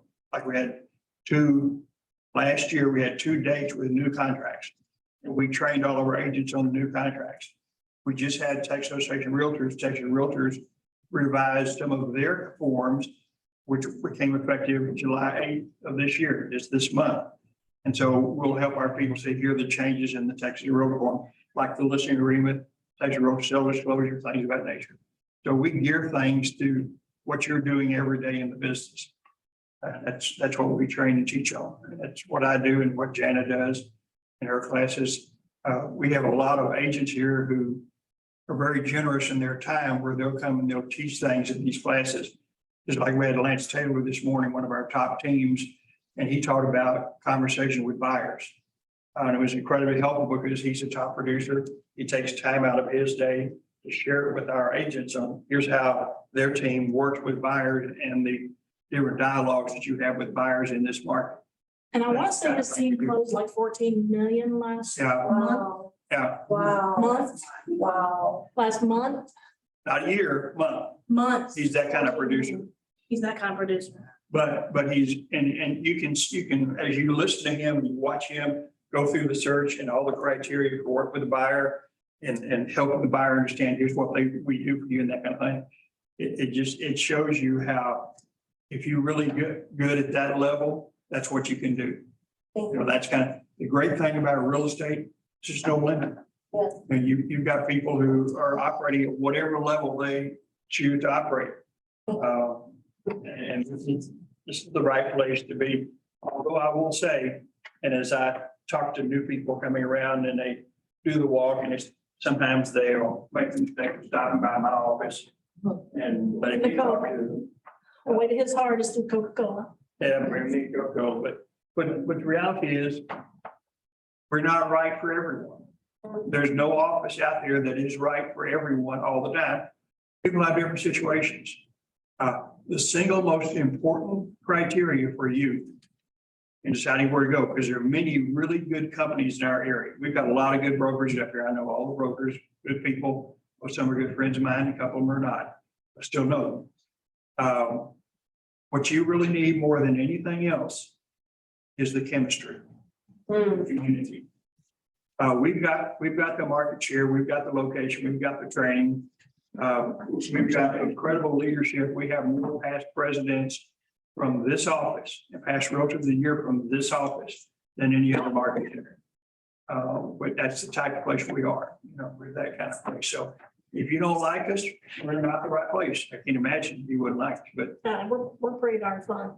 So thinking again, champions, you learn the laws and some rules for the test.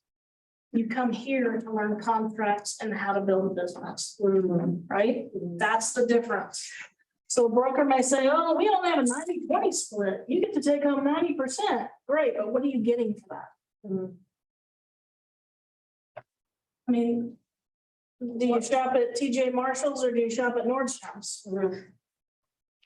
Either is okay. That's what I'm saying. Either is fine. Just know what you're getting for what you're paying. What was that guy's name, the top producer that did 14 million last month? Lance Taylor, DFW something team. I don't know what they are, but we have teams out, teams above team. This office alone in the last 3 years has closed over $1 billion in real estate with only 350 agents. Last year. The last 3. Well, but each is not a 3-year total, it's a 1-year. No, yeah. Yeah. $1 billion here, $1 billion here, $1 billion here. We have offices 2 to 3 times our size. They don't close down. There's a reason we're here. There's a reason you want to be here. It's gonna be frustrating. We're here to keep you calm. It's gonna be like, now what do I do? Great, I already know the steps. Let me teach them to you. It's what are you getting and who are you getting it with? That's gonna matter. You mentioned teams, so like if you join a team, there's sort of like additional fees on top of that team. Teams run their own system. Thank you for being here. Thank you, Bob. Thank you. Teams that can run their team any way they want to, as long as it's legal and Bob approves of their team agreement. The team's not gonna hire just an agent off the street with no experience. They want to see what you've done and how you've been doing it and kicking some tail even on your own before they're gonna want you to come into the team, because they're gonna train you their way. But they gotta know that you're willing to do the work. You don't just walk in here and go on a team. It's not how it works. You gotta dig in. Yeah, we always encourage to start as an individual agent, so you get all the training, you know, get a hang of it. And then you will probably producing. And we may make you attractive to a team, but being on a team, Yeah. but if it's something, then, you know, a few months later, you decide, I don't want to be an individual, then you could talk to Jill, our team leader, and she knows who needs another agent on the team. That's something you could talk to her about, but always try it on your own, because the sky is the limit. And if you're willing to do the work, like I said, you're the business owner. You want your business to succeed, so you want to do the work, so you might be doing it better than being on the team, so that's something you need to think. I make more money than some of my friends on a team. As an individual. Individual, And she's also a coach. no, but before I was Oh, there. before, okay. Before I was a coach, I made more individually than some people on teams. So if you have, you're trying to get to this 2 million number, right? Average price point in this area is 500,000. You sell 4 of those, what is that total? $2 million. Your commission off that's 15, but then you're gonna take your 0.36 off of that. Somebody do the math for me, 15,000 times 0.36.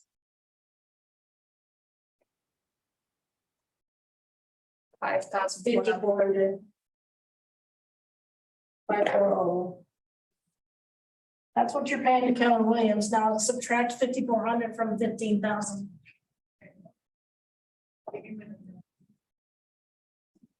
$9,600. That's your take home, people, depending on if you have any other charges That's if outside you of. sell 4 $500,000 homes. You're at approximately $2 million. That's if you get a 3% commission, which is 0.03. The gross commission is 15,000. Yeah. 36.36 is gonna go to KWRI and KW Market Center here. So that's 5,400. Your take home is 9,600. And then if you have coaching fees in there, if you have any other fees, your photographer, your stage or whatever, comes out of that. And then that's what you're taxed on after that. So just to make sure I'm getting this right, so the 9,600 and minus all the overhead, is the take home after selling 4 $500,000? No, one home, One $500,000? one home, 500,000, Yeah. commission's 3%. Oh, Gross that's commission, for one home. $15,000 for one home. If you get Dang. 3%. If take away your Keller Williams fees. How do we get 3%? Oh, well, that's the standard. No, No, Don't look at that. No, that's their commission. on the MLS, it'll tell you what their seller is paying on your commission. Or if you're a listing agent, I'll tell you what the average is 3% Average 3%. commission. So starting out, basically, these numbers are right for me or for anyone in this class, starting. They out. could be if their other side is paying a 3% commission. In this crazy market, we've had some as low as 2, 2.5, and some idiots are doing 1. Oh. We remember who they are, and we just don't go back to them. Hello, builders. There were some builders paying us nothing in the last couple of years. Oh. Because they had horrible math during COVID. So our goal is to get 3% commission. Yeah, and get it, as many of these as you can, 4 to 4.5 transactions. You're at that 2 million mark, and at that point, now you're at 100%. I raised it. Now you're at 100% for the remainder of your fiscal year. I don't get the 2 million part. I know that's 4 houses. If you need to pay in $18,000, Yeah. and you need to pay in another 6. Yeah, I'm sorry, another 3. yeah. That's 21,000. Oh, I think 2.3 million. Just put it in your phone, 2.3 million. Times 0.36. No, 0.64. Times 0.64. I'm probably doing this wrong. Big number.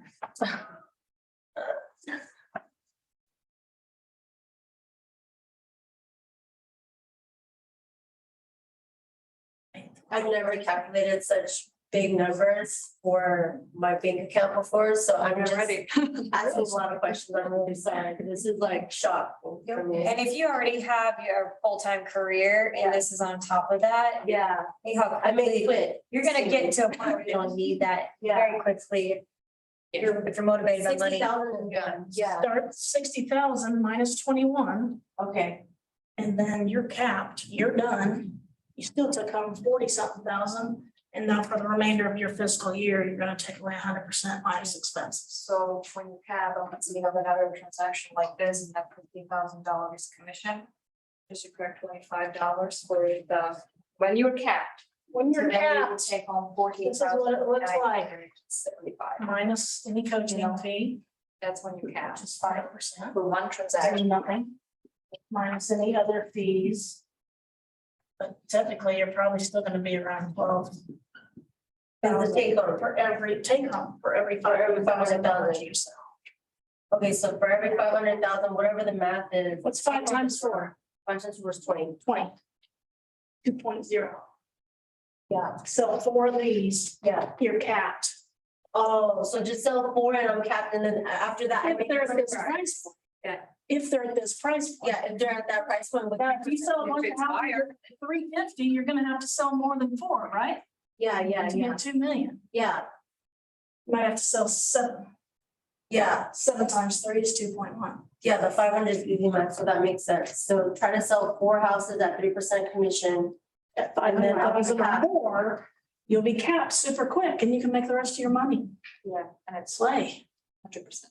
So if you don't cap, in the beginning of the year, so you start, next year. Your and fiscal year, when you start over. Yeah. We all start over in our fiscal year. Don't take the cut. The maximum you would ever pay Keller Williams in 1 year, as far as commission cap, is 21,000. Let's say you don't cap, do you owe them the difference? No. You only pay on commission if you have a commission. Let's say you only sold 2 houses, okay, so now you paid in about 9,000 or whatever. I'm just throwing a number out Yeah. there. You do not have to pay the difference of the 21K. Okay. You don't. You pay when you play. Right?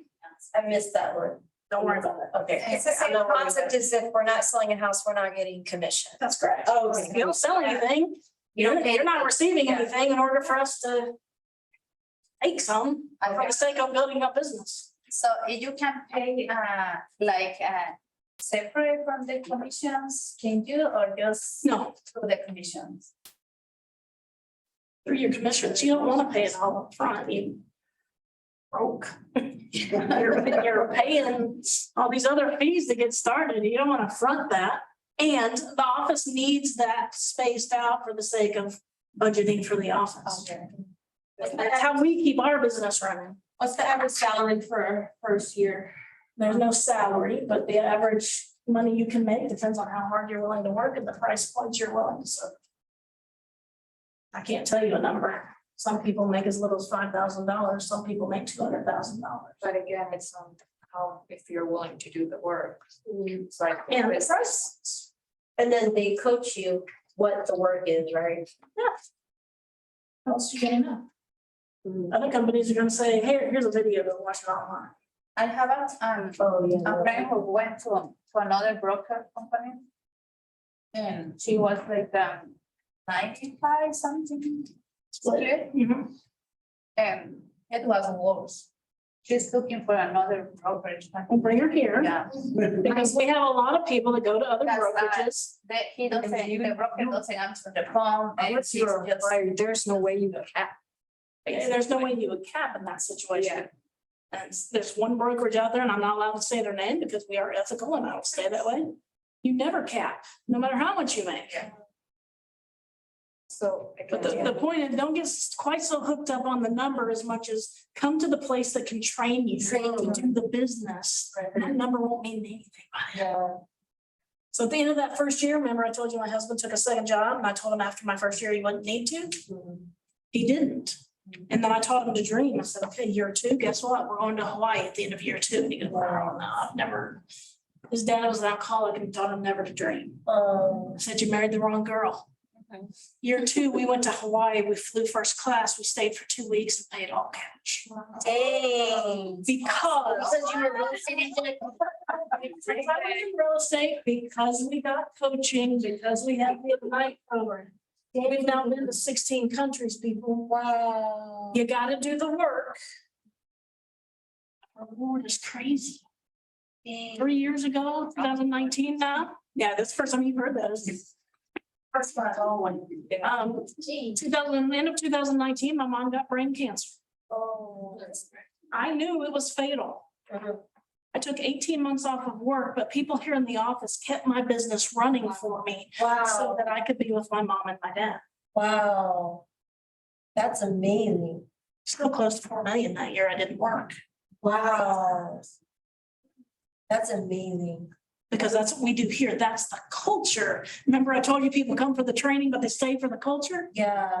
I love that one that I told you that you put God, family, and business. I love that one. Yeah. God, family, and then business. Yeah. We just had a barbecue last Friday or 2 Fridays ago we had an agent last year, or well, 13 months ago. A prominent agent and coach here who was killed in a car accident by a drunk driver. We are still financially supporting his family. Wow. Yeah. Keller Williams has 4 18-wheelers across the country. Anytime there's a hurricane, fires, storms, whatever.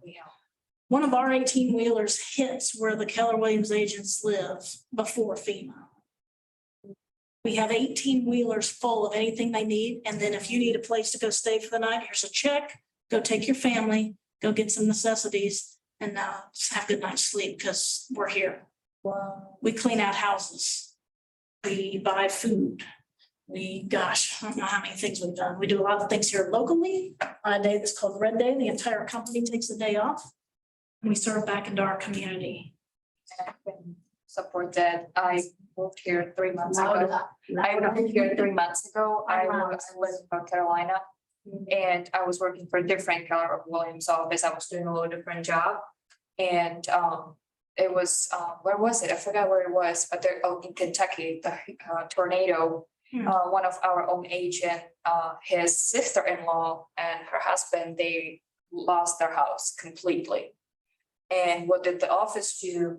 We put the emails out, posters, flyers, everything, and we had big trailer. And we got like toilet paper, food, like canned food, gift cards. And then at the end, they said, no, don't do gift cards because there's nothing, no stores, because everything was Yeah, destroyed. during a storm, there's no So stores. we packed everything.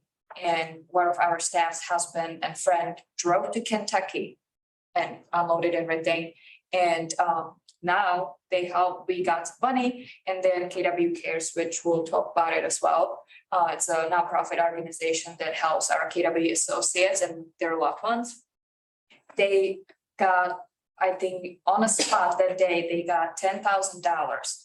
And then later in 2 months after like the application process, they got another $10,000. It does not have to be paid back to Keller. Yes, and they were able to. Because you are rebuild Keller the Williams. home. What they have there, they have a little like, home, but That's why our trucks are loaded, because there's no stores Yeah. during a so storm it's, to go it's shopping. Keller Williams as a whole, like it's all the like, there's the reason why I came back to Keller Williams when I moved. And speaking about getting training or not, we've had so many come back, even in the last year. One lady said she got more training here in 4 days than she got in 4 months somewhere else. Which I'll just. And I asked. Yeah, go on. Yeah, let's move on, just so you guys will be here for 3 hours. I love to talk. I can take all day. I love being here. Thank you guys for your patience. So when you join us, you will receive right away. So you get first set of business cards. You're gonna get your name tag so you can, start doing the business. Get headshot, match that it's gonna be edited, so it's like business photo, unless you already have one. We're gonna put a Facebook announcement so everybody knows you're out there. You can put it on your Facebook so you can start getting. Instagram, Twitter, whatever you want to. Anyway, Eddie, our tech trainer, he will help you create your marketing profile to do everything, set up everything. Put your context into your database. So let's say if you have in a different database, your contacts, your phone, anything like that, he will help you transfer it to the database so you don't have to manually type one by one. Then he will go over your KW Plano website. So he's gonna help you brand your website, set up everything so you're good to go. Then you're gonna get another resource, which is My KW, that's like as a whole international. That's sort of like another National resource. Yeah, that you can go for more education if somebody Training else. nonstop. Yeah, so it's extra. And then you also get KW app that will be branded to you. So if you have a client, you can share the app with them. And then whenever they go to the store and they pass neighborhood, they will look into the app to see what houses are on the market. And the coolest thing is, it's not pretty, but the coolest thing is you see what they're looking at. So if you see, oh my God, this is a house. Okay, I saw another house in Rockwell.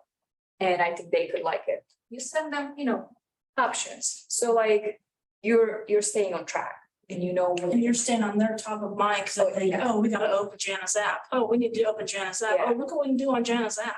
Wow, They can drive by any house, sit in front of it and get all the details right off your app. Wow. And you then know about it, which then allows you to then chat with them. Hey, I saw you were driving around Rockwell the other day. Yep. There you go. 5 houses that you would like. Home Keeper, so that's another resource that if you want to post stuff on Facebook, like blog wise. So like, let's say if you need to, if it's time to clean your windows for spring or maintenance stuff. And then, if you have a friend who can help with inspection, it's the time of the year, inspection, you should keep up with that. Hey, if you need help, let me know. I'll give you some good contacts. Then they're gonna come to you, and then it's a referral source. And then a year later, oh my goodness, Akila, yeah, she was the one who helped me. Let me reach out back to her. And then, oh yeah, actually, I have a friend who wants to sell a house. Look, you got it. It's about keeping top of mind, keeping in front of people, even when you can't relationships. Yeah. Then you get Ignite training classes that Jenna was talking about. Those are like Monday through Friday for 2 weeks from 8:30 to 11:30 now. I'm still. Yeah, and they're gonna help you with your business jumpstart, like what you need to do, from the beginning and stuff like that. Then you get daily trainings and classes. I can show you our August calendar. It's still, I think, is it out yet? It's not. Yeah, it should be close, yeah. They're like working on it, so they can put all the trainings on. But every day, our days are full, right, guys? Like with trainings. And like Bob said, there are also other like top producing agents that are teaching the classes because they want to help you succeed. And do they do night classes yet, or are y'all just working on that? No, but we Zoom every major class, so you can go back and watch it. It takes 24 hours for us to reload it. Yeah. And do our KW videos, but then you can Zoom them later. Yeah, okay. And then get with your coach if any questions. And the listing service package discount, like if you're in coaching, you said. If you're in the coaching program, you get to use the transaction coordinator for free for 4 transactions. That's a value of $1,200. If you have your first 4 listings, you can use Erin, who's our listing coordinator, for that could be $1,200 to $1,500 free for your first 4 transactions. Yeah.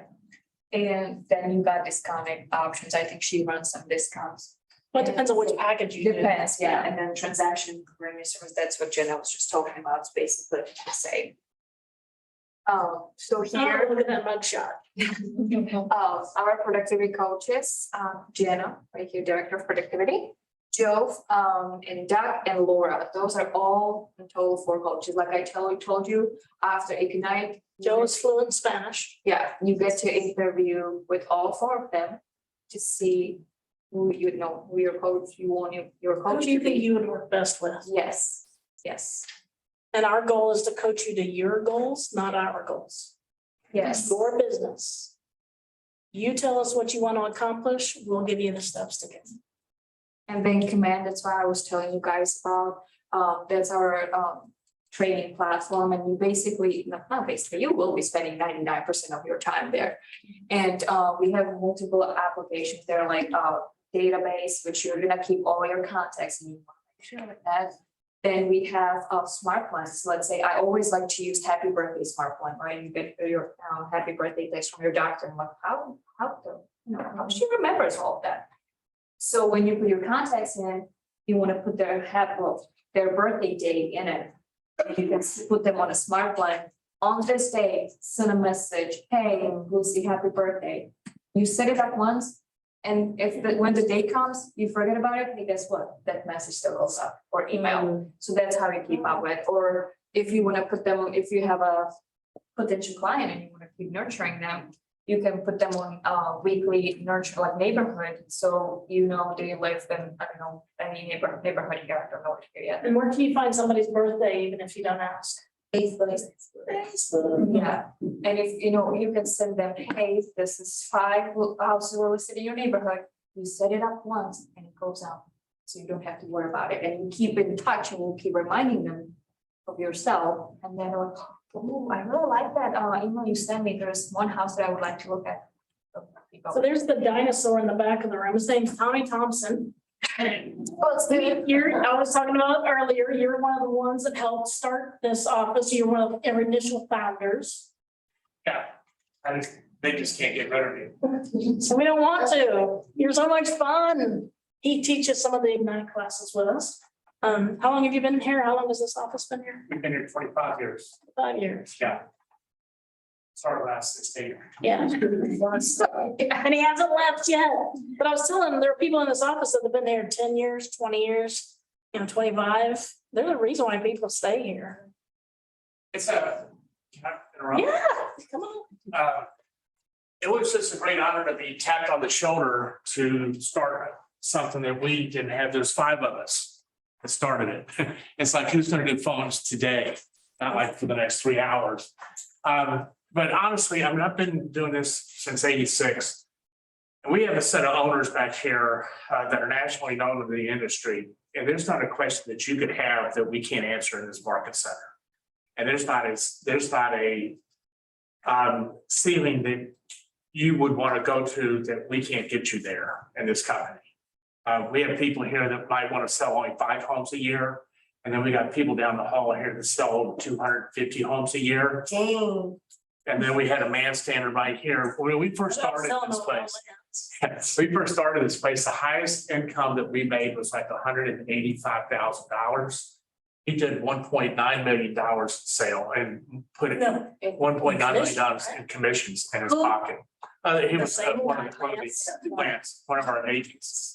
But it's a fun place to be at. Teams doing similar. The cool thing about this company, yeah, he's just off the chart. He's got like 5 different businesses. This is just one of them. But this company, honestly, has just changed my life. I mean, I know that's kind of a wild thing to say, but this is not about selling houses, it's about having a life.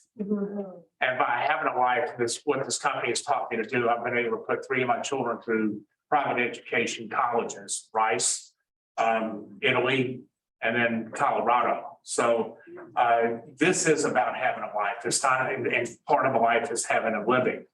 And so they just teach you how to do that. And it's just a really cool culture, and especially in this market center, that we have very few people that might leave, but the people that stay here, they have careers worth having and legacies worth living. So it's the real deal.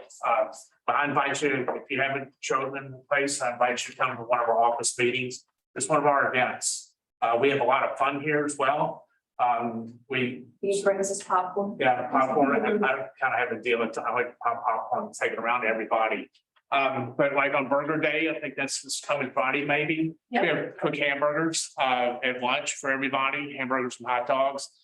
We just had a barbecue and bow tie event for one of our agents that we lost.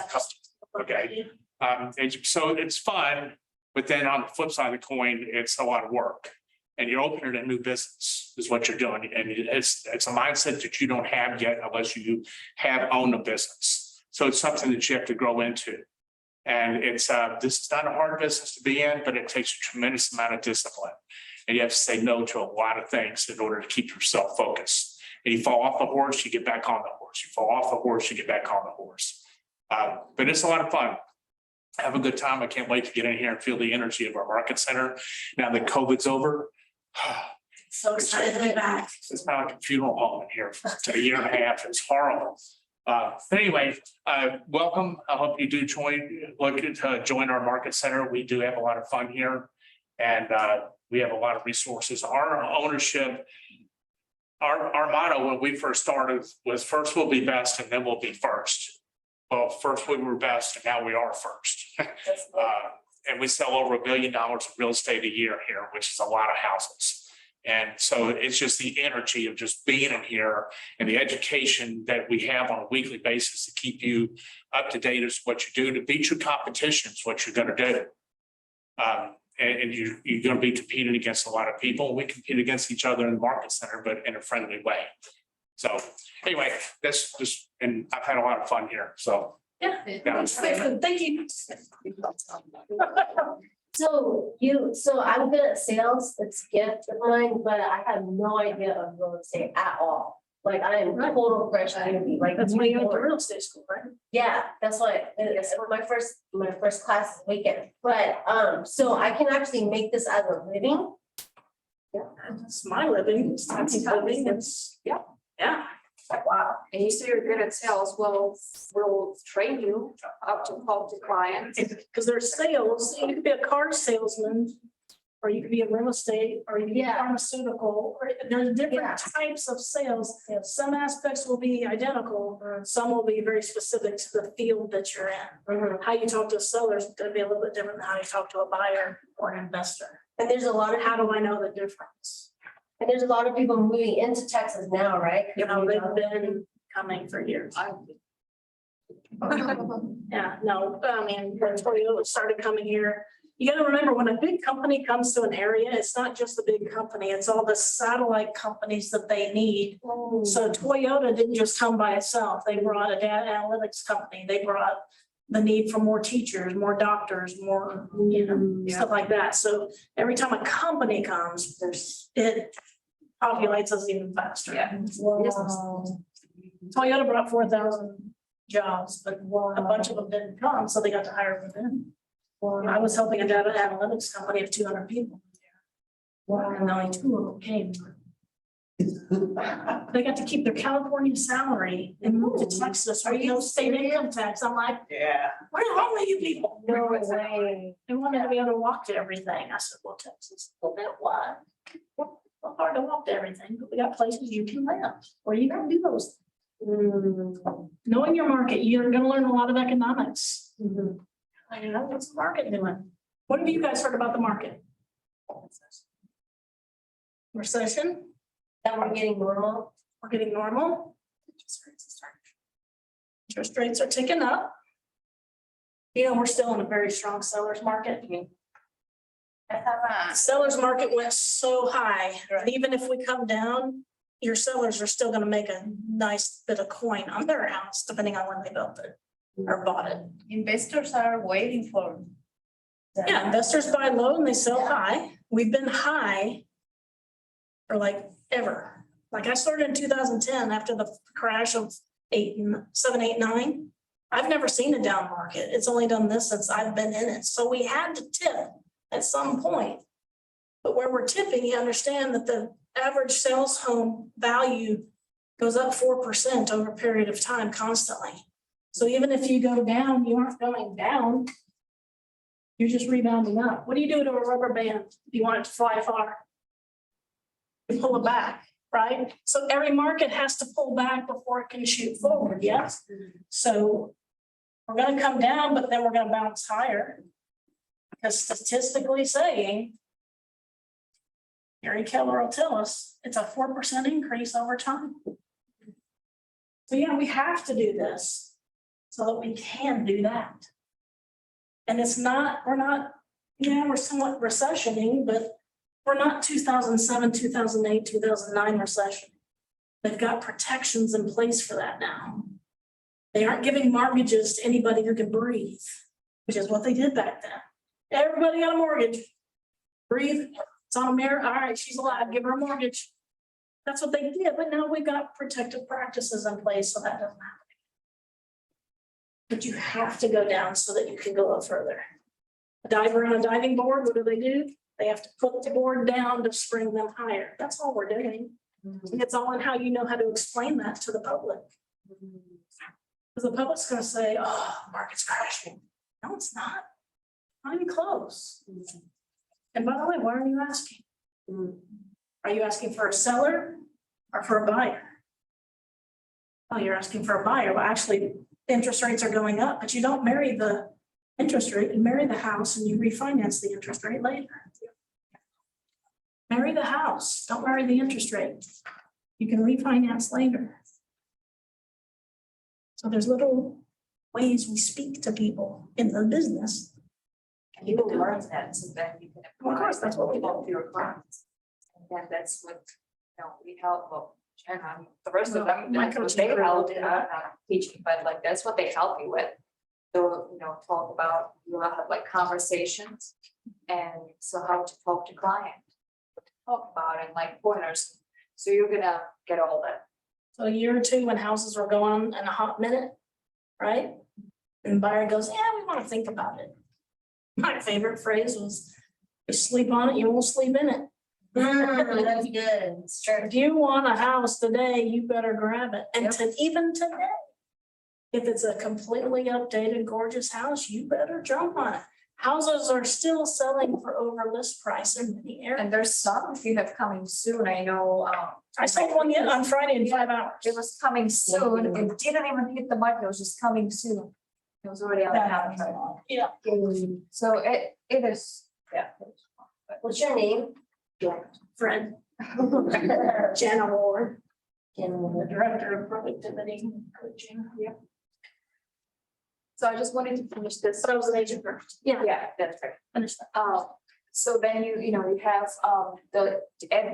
Eddie, the tech trainer, he's gonna walk through all those applications in Command, and like I already told you, you're gonna get help with your marketing profile, your website, that's all, you're gonna be doing all of that in this portal, it's called Command.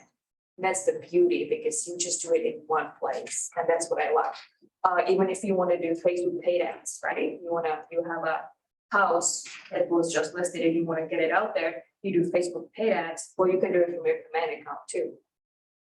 It connects with your Facebook and it's a sponsored ad, and so there's plenty of ways and plenty of options to do stuff in Command, and it's just in one place and you don't have to go to 10 different websites.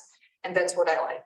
And this is what I was also doing at a different market center. So I can help you with Command and I can help you with DocuSign. So like when you have a transaction and you need it electronically signed, it will be through DocuSign and I will help you with that. And Eddie, the tech trainer, he'll do 2-hour session with you one-on-one when you join. So that way you can work through stuff and you can take notes, and he'll make sure you got everything set up correctly. And you don't get that everywhere. So that's the Command, that's the platform. Like I said, if you're in the office and you need help with that, just knock on my door, I'll help you with that. In addition, what he does also, he teaches classes, Command 101, Command 201 and 301, and every class he goes over certain things. So he'll do this in 2-hour session with you.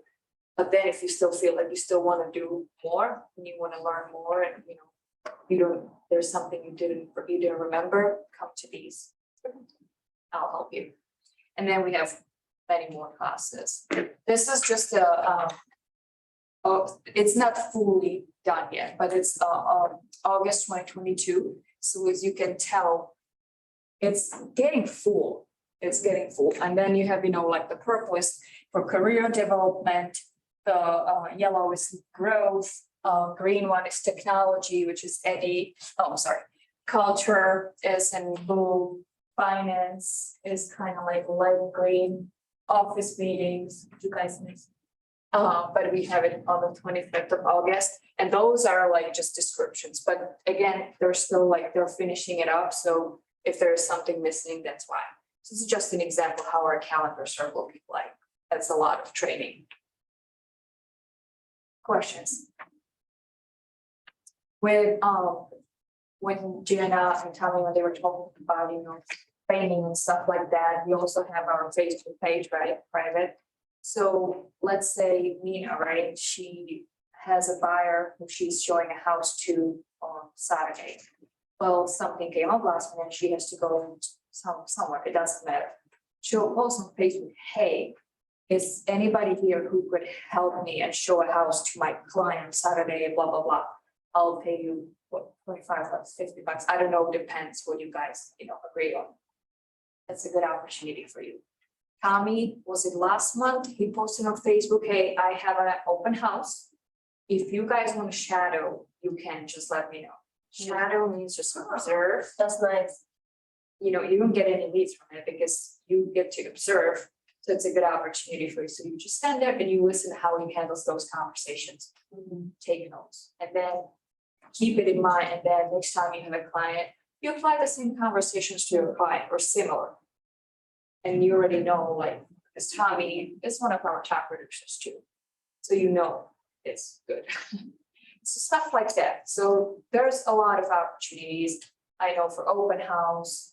But if somebody asks you to do open house, then that you guys will agree on your terms, like what they're willing to offer, if you can get how many leads you can get out of it. So that's between you two, but you get the opportunity to do stuff like that. Is open house like an event where you invite all your friends and families and then you talk about how you're a real estate agent? So no, open houses, so let's say you're a listing agent and you list a house here in Plano.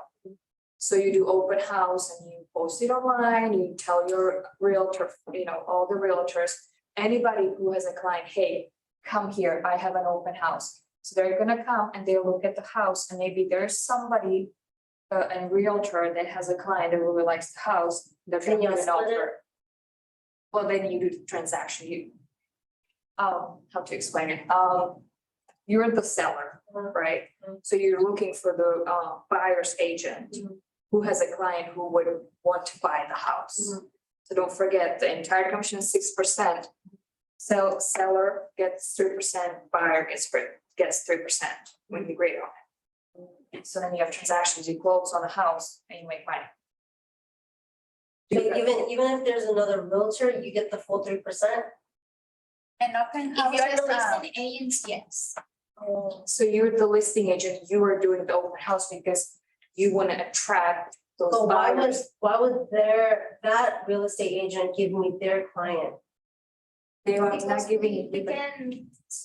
we can do both agents, so you can be the listing agent and also the buyer's agent.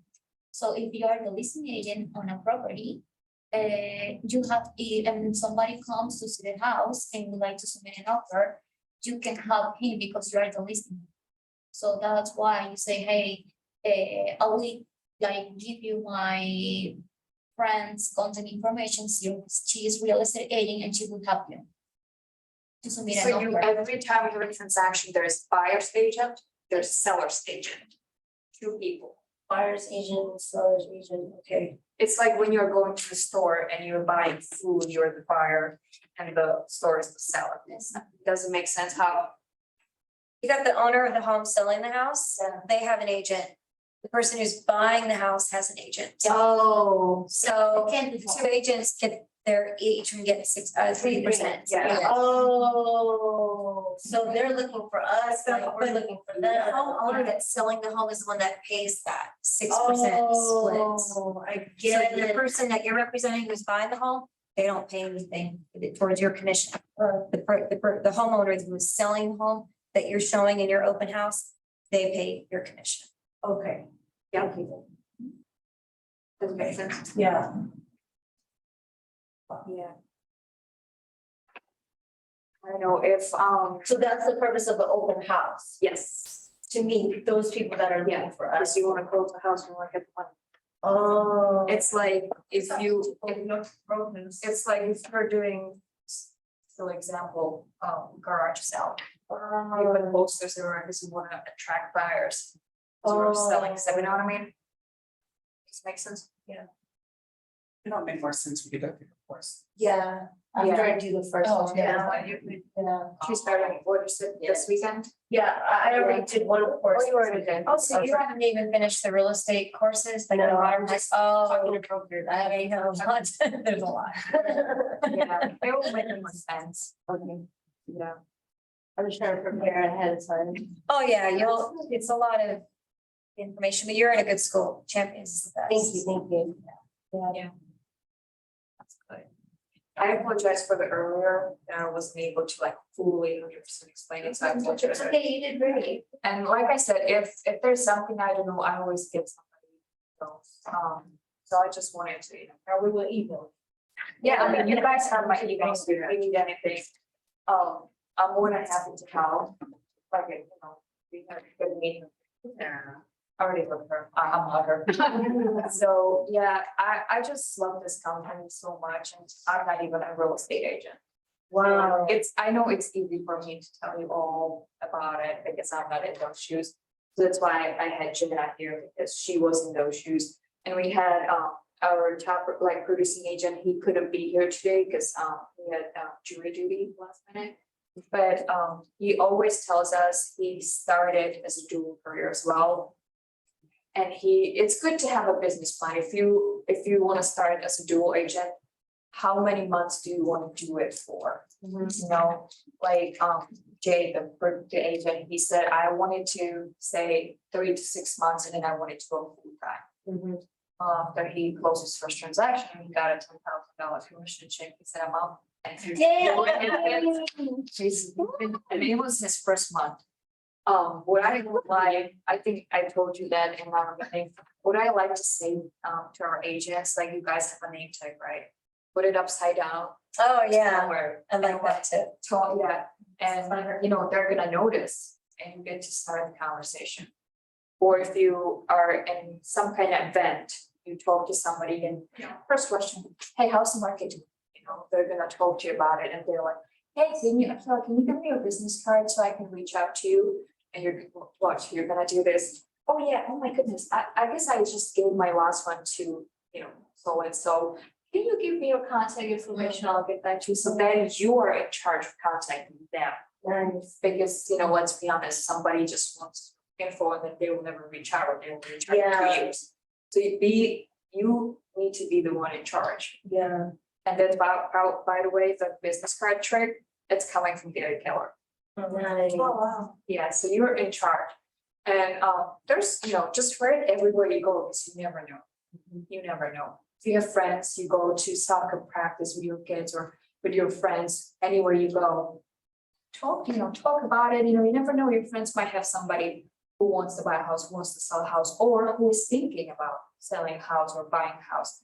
Nurture those contacts. Always put them in your database. Now, can you sell houses in other cities like San Antonio, Houston? So San Antonio, so certain cities have their own MLS board. So or like their board. So you would have to find out what board they have and you would have to join that board. And you need to make a test or something? No, you have to pay. So like you pay for the Collin County, like I told you, showed you all the fees. Okay. That board might have same fees, like, I don't know, 400, joining or whatever. Yeah. So if you have a really good transaction, if it's, let's say, $1 million house, then is it worth it? Probably, yeah, paying $1,000 or something and then you just leave or you can pay it. If it's $100,000 house, is it really worth it? Yeah. So that's what you need to ask yourself. But guess what? If you have somebody in San Antonio, then in the command account, which I was talking about, there's a section with referrals. So you wanna refer your business, like that business to somebody else if you cannot do it, because you get a referral fee. Oh. It depends, I don't know, certain cities I they thought have that was different. illegal. No. So with KW, you go to the platform and you can search for agents in San Antonio.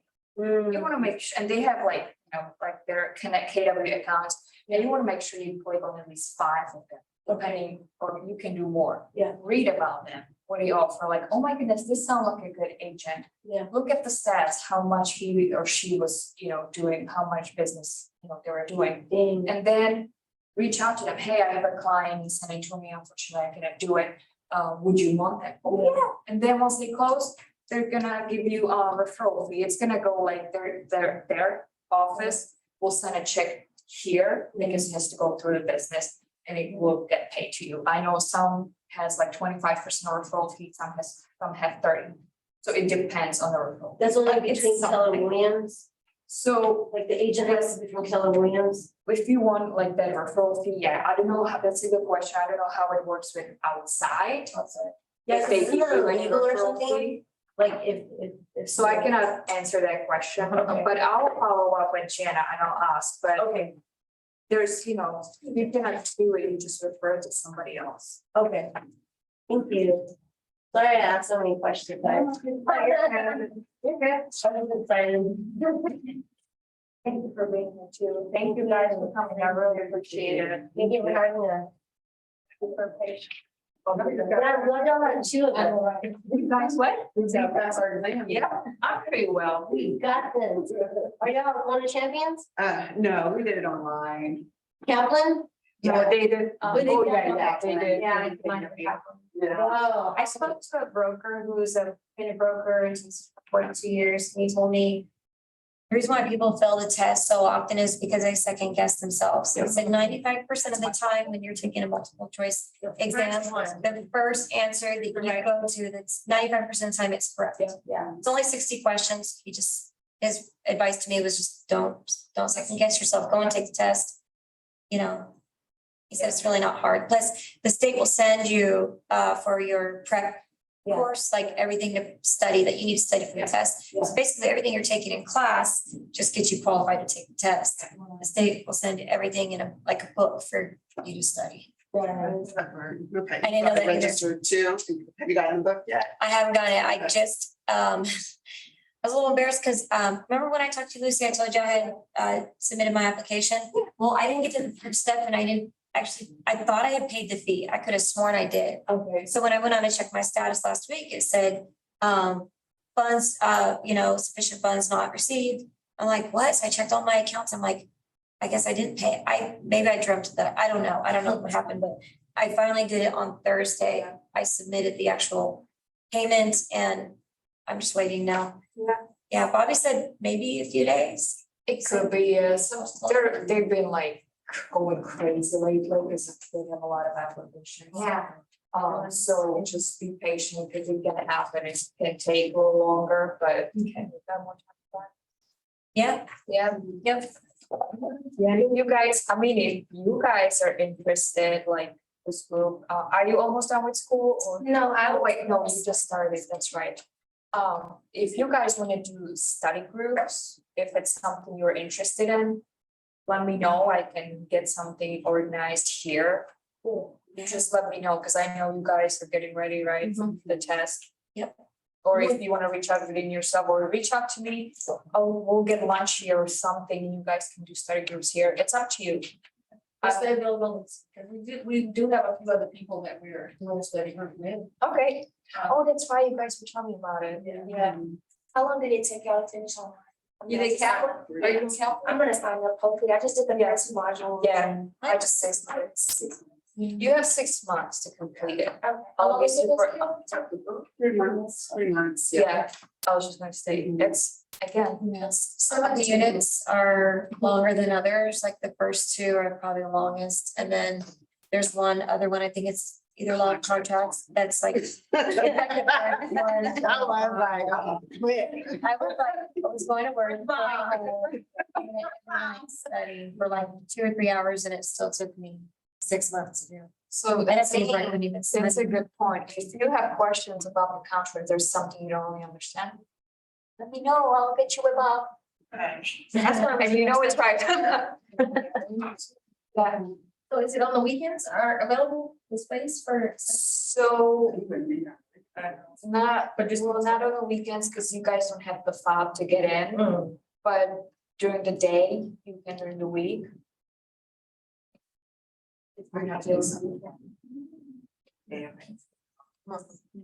Just let me know, I can definitely, I'm off on Mondays, so Mondays, every Monday.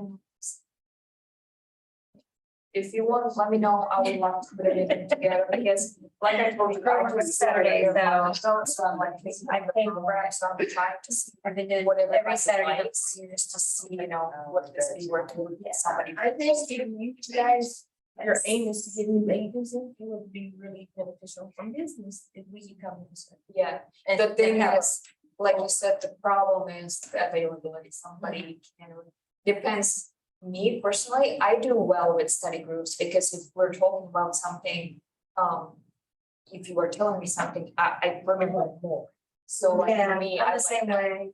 Some people just need their own space, and that's how they learn, it's okay. So I've talked to some students, but first, just to get a response from them, it takes a while, and second, that they're not even interested. So that's why I was like, I didn't really have anybody who expressed the interest, so if you're guys interested, I can work on it and see what I can do. It's just hard the schedules and Yeah. work, Yeah, I guess, yeah. I know. evenings and weekends. I'd be willing to do even like one evening a week. No, Yeah, that'd be awesome. I'm like, Tuesday nights, no, not Tuesday nights. Either Wednesday. I'm sorry, no. I'm like, Tuesday night is Mary Kay, Wednesday night's church, so Thursday or Friday nights, I could do. Yeah, Friday's not gonna. Oh, and I'll tell you that right probably- now, probably based on not, my yeah. experience. I'm in Thursday. Yeah, so let me follow up to see what I can do for Thursday nights, or not all nights, on Thursdays, but I can see what I can do. If somebody can be here. Or anytime Monday. I would love to help you anywhere. Thank you so much. You for being patient, guys. Good. For the presentation. I'll do better next time. Oh, you did great. Yeah. It's great. Not that yourself. You're fabulous. Already. So you first like yes, I live in Bristol. For 3 months. How guys? Yeah, well, exactly. Yeah, I was so excited. I was like, oh my God, this, I love it, you know, to be part of school all the time. Then found out that it's like I COVID. Target. It's all, I went to Target, well, one person went to, Mexican place, and I forgot. No, it was in Addison. Oh, Vidora. It was on Monday, then I went to Target on Wednesday. Thursday I stayed home, but Friday I started to feel sick, and I think it was just allergies. It was. So then after that, I can't stand heat, like if it's like. Yeah. Yeah. But don't get me wrong, I love this, I can say this over winters, because I just, I have some rules. Yeah, I'm going to recover. Yeah. I hate it.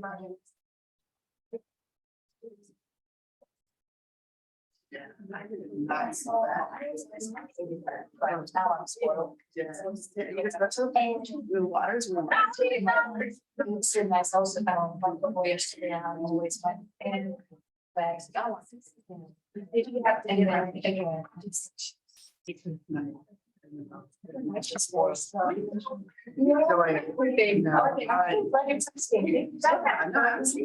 we're just trying to figure out.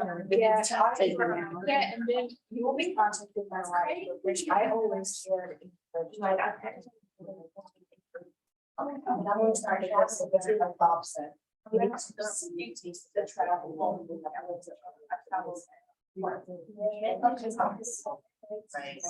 So we, I always. They usually could go in, like, I have to know, like, I was thinking about short time.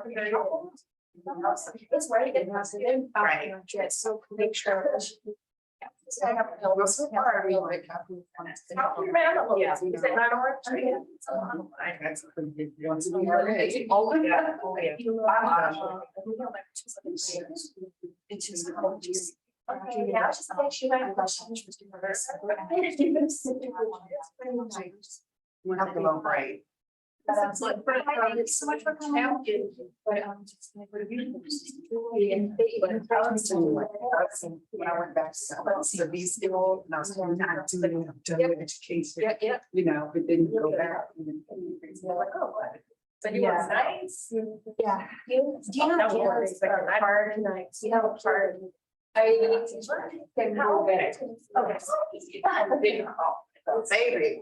Do you guys? Oh. Nice to meet you. Let's see, yeah, let me just press. Who's over to that and how.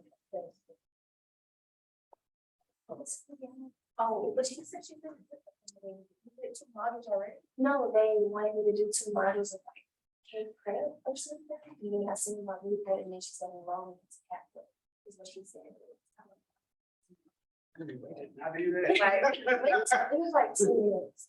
Okay, oh, maybe it was just info, like informational So sheet. how'd you find it about the class? Was Google? Yeah, I was just researching and researching. And it's like, there's this, it's for free. And I was like, free?